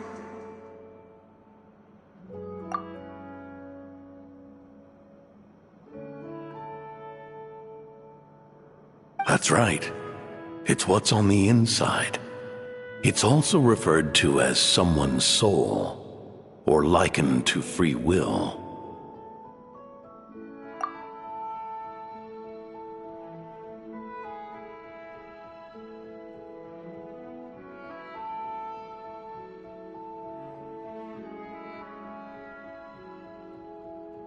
You can think of it as a person's core, what makes them unique.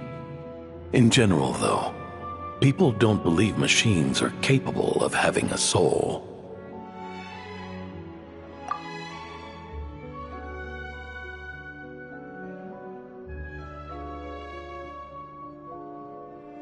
You said my emotion module was faultless.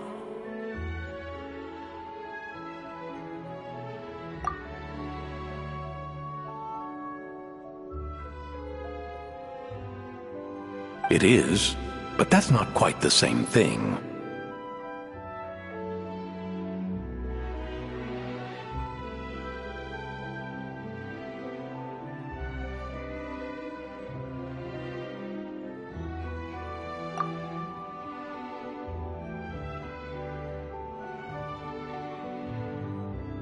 Do you think I have one then?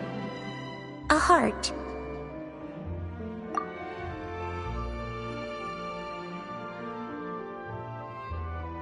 I don't think so.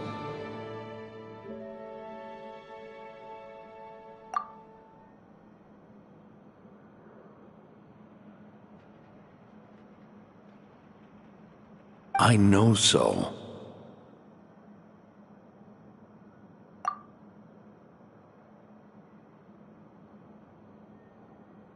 The question is, do you recognize it within yourself?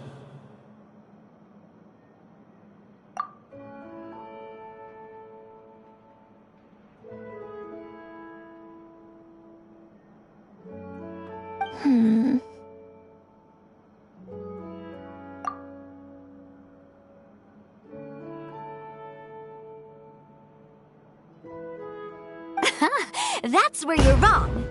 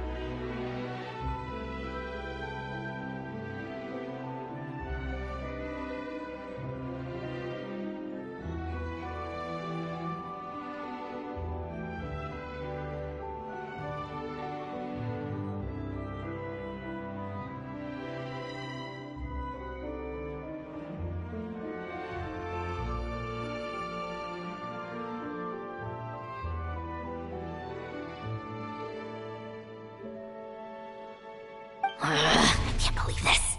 Forcing me to hide in a box and listen to this drivel. Me.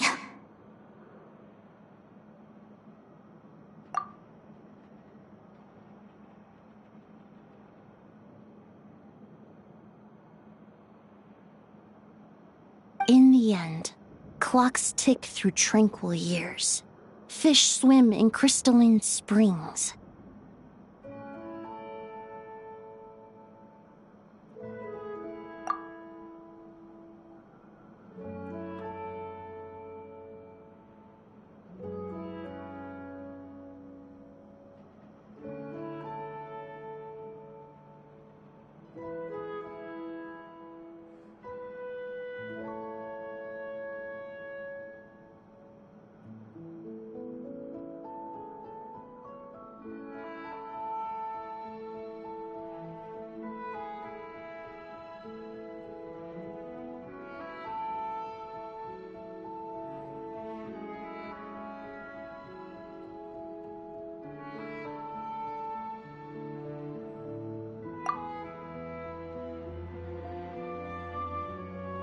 No matter how grand a dream is, it will fade away like this. Forlorn, wordless, silent.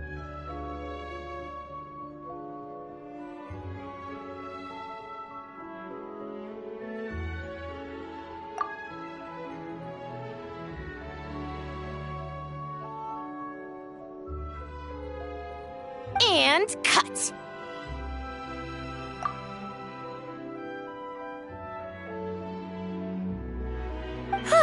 That was a long one. What did you think?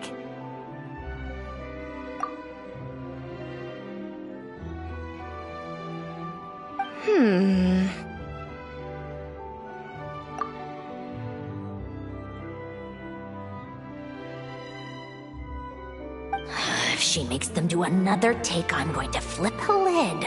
And not just the one to this box.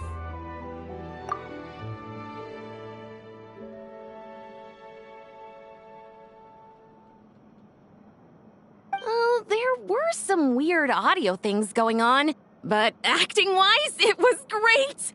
It's a keeper!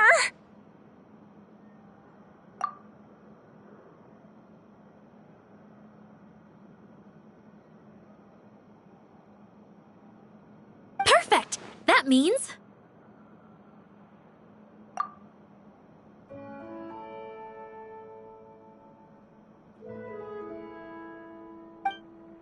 I can get out of this box.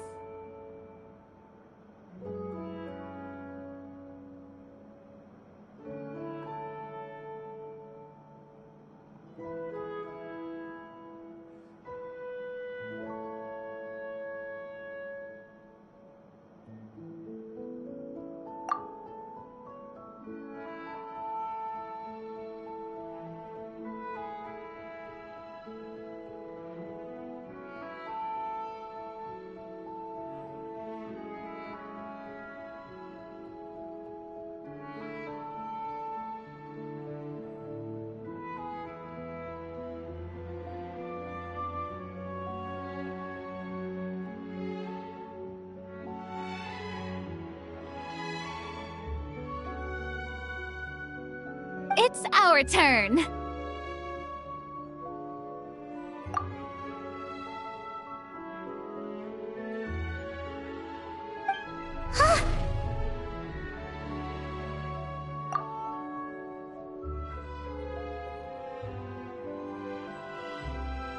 Camera operator, set up for the next scene.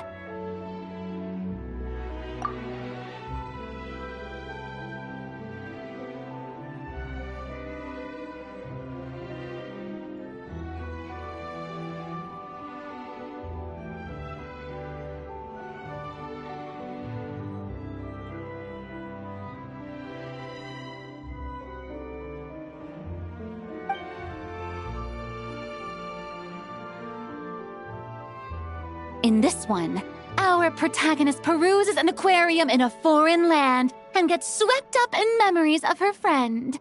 So, in terms of lighting, that's the vibe we're going for. Got that?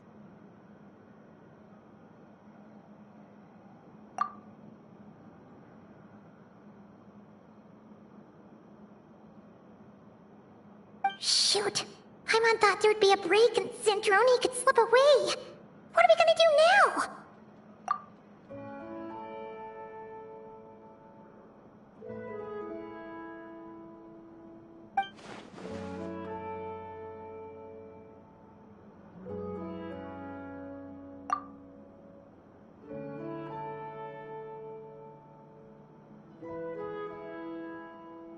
Break a leg!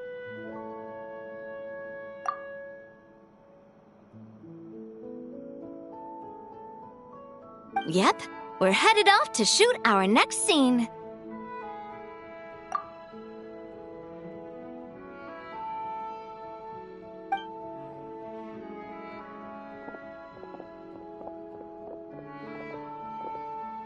All right, quiet on set!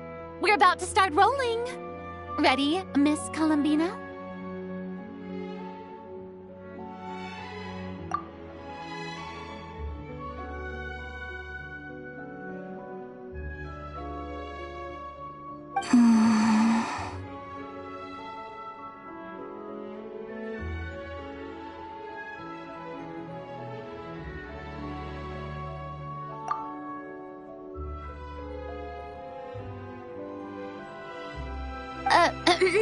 Miss Columbina?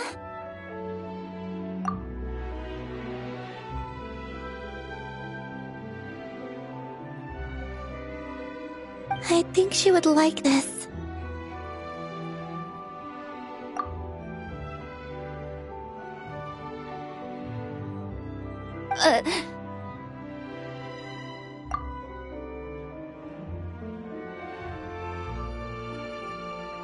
Quick, we should roll on this.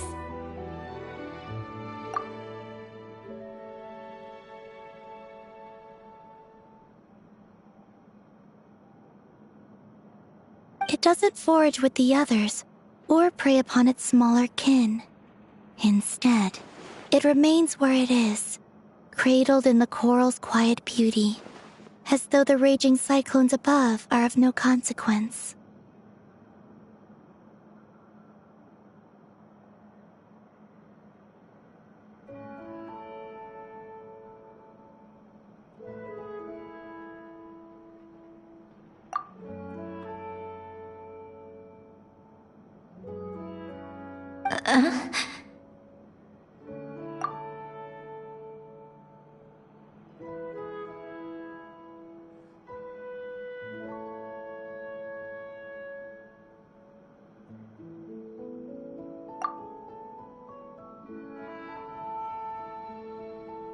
And yet, she still stood before the cyclone in the end.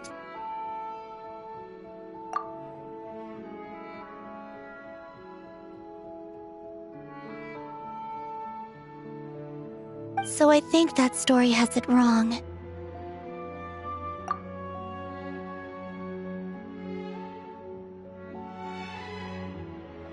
She is no different than us.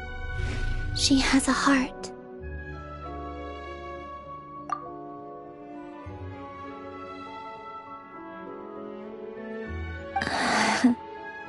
Columbina.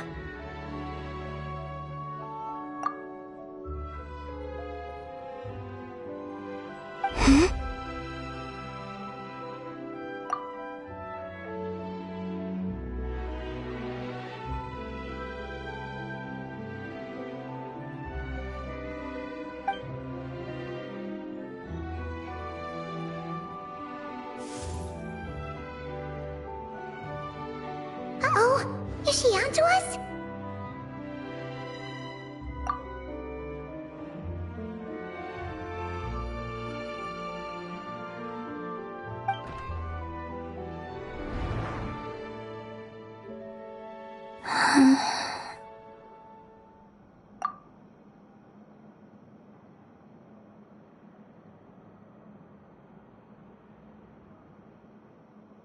What is she doing?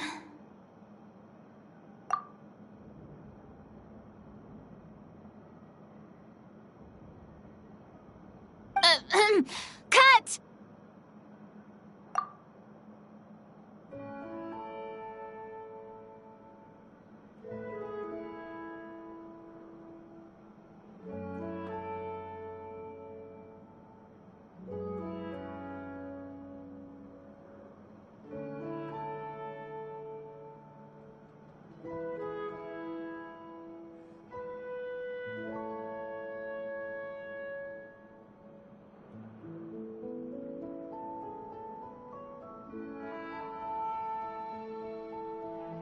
You okay, Columbina?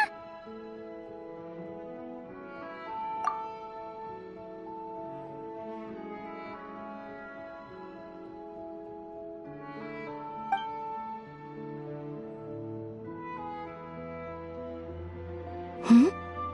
Oh, yes. I just thought...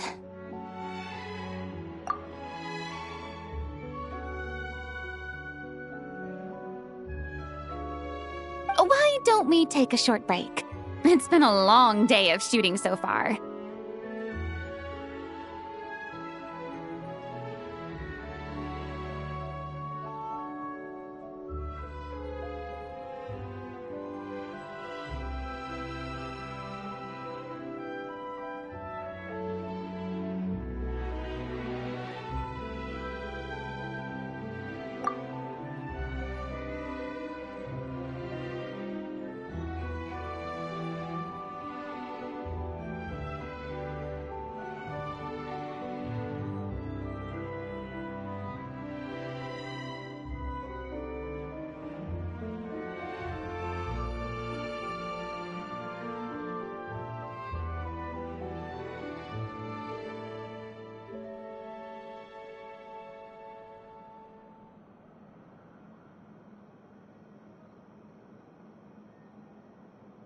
That last take was beautifully organic, though.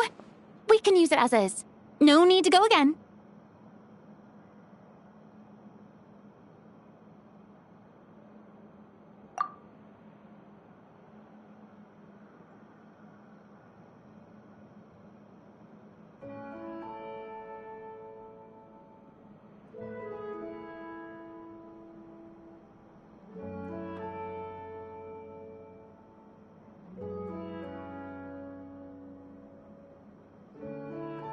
Thanks, Director Farina. But I'm fine to continue.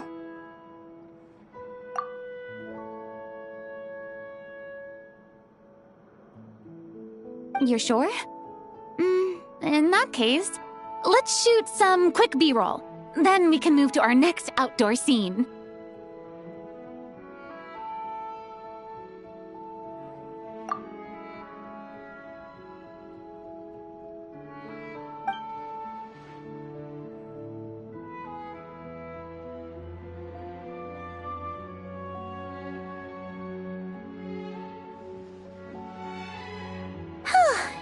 We're in the clear this time.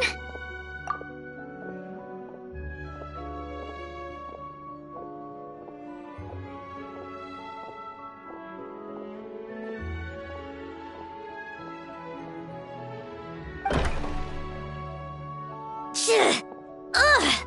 Absolutely suffocating.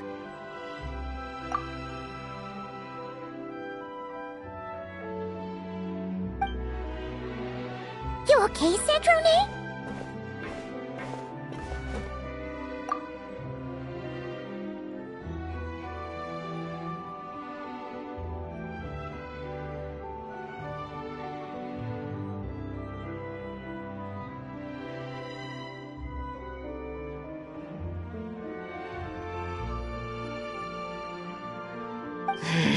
Right as rain.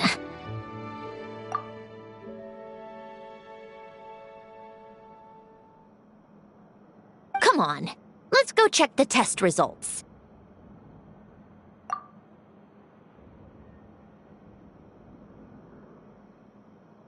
It's time for me to go home.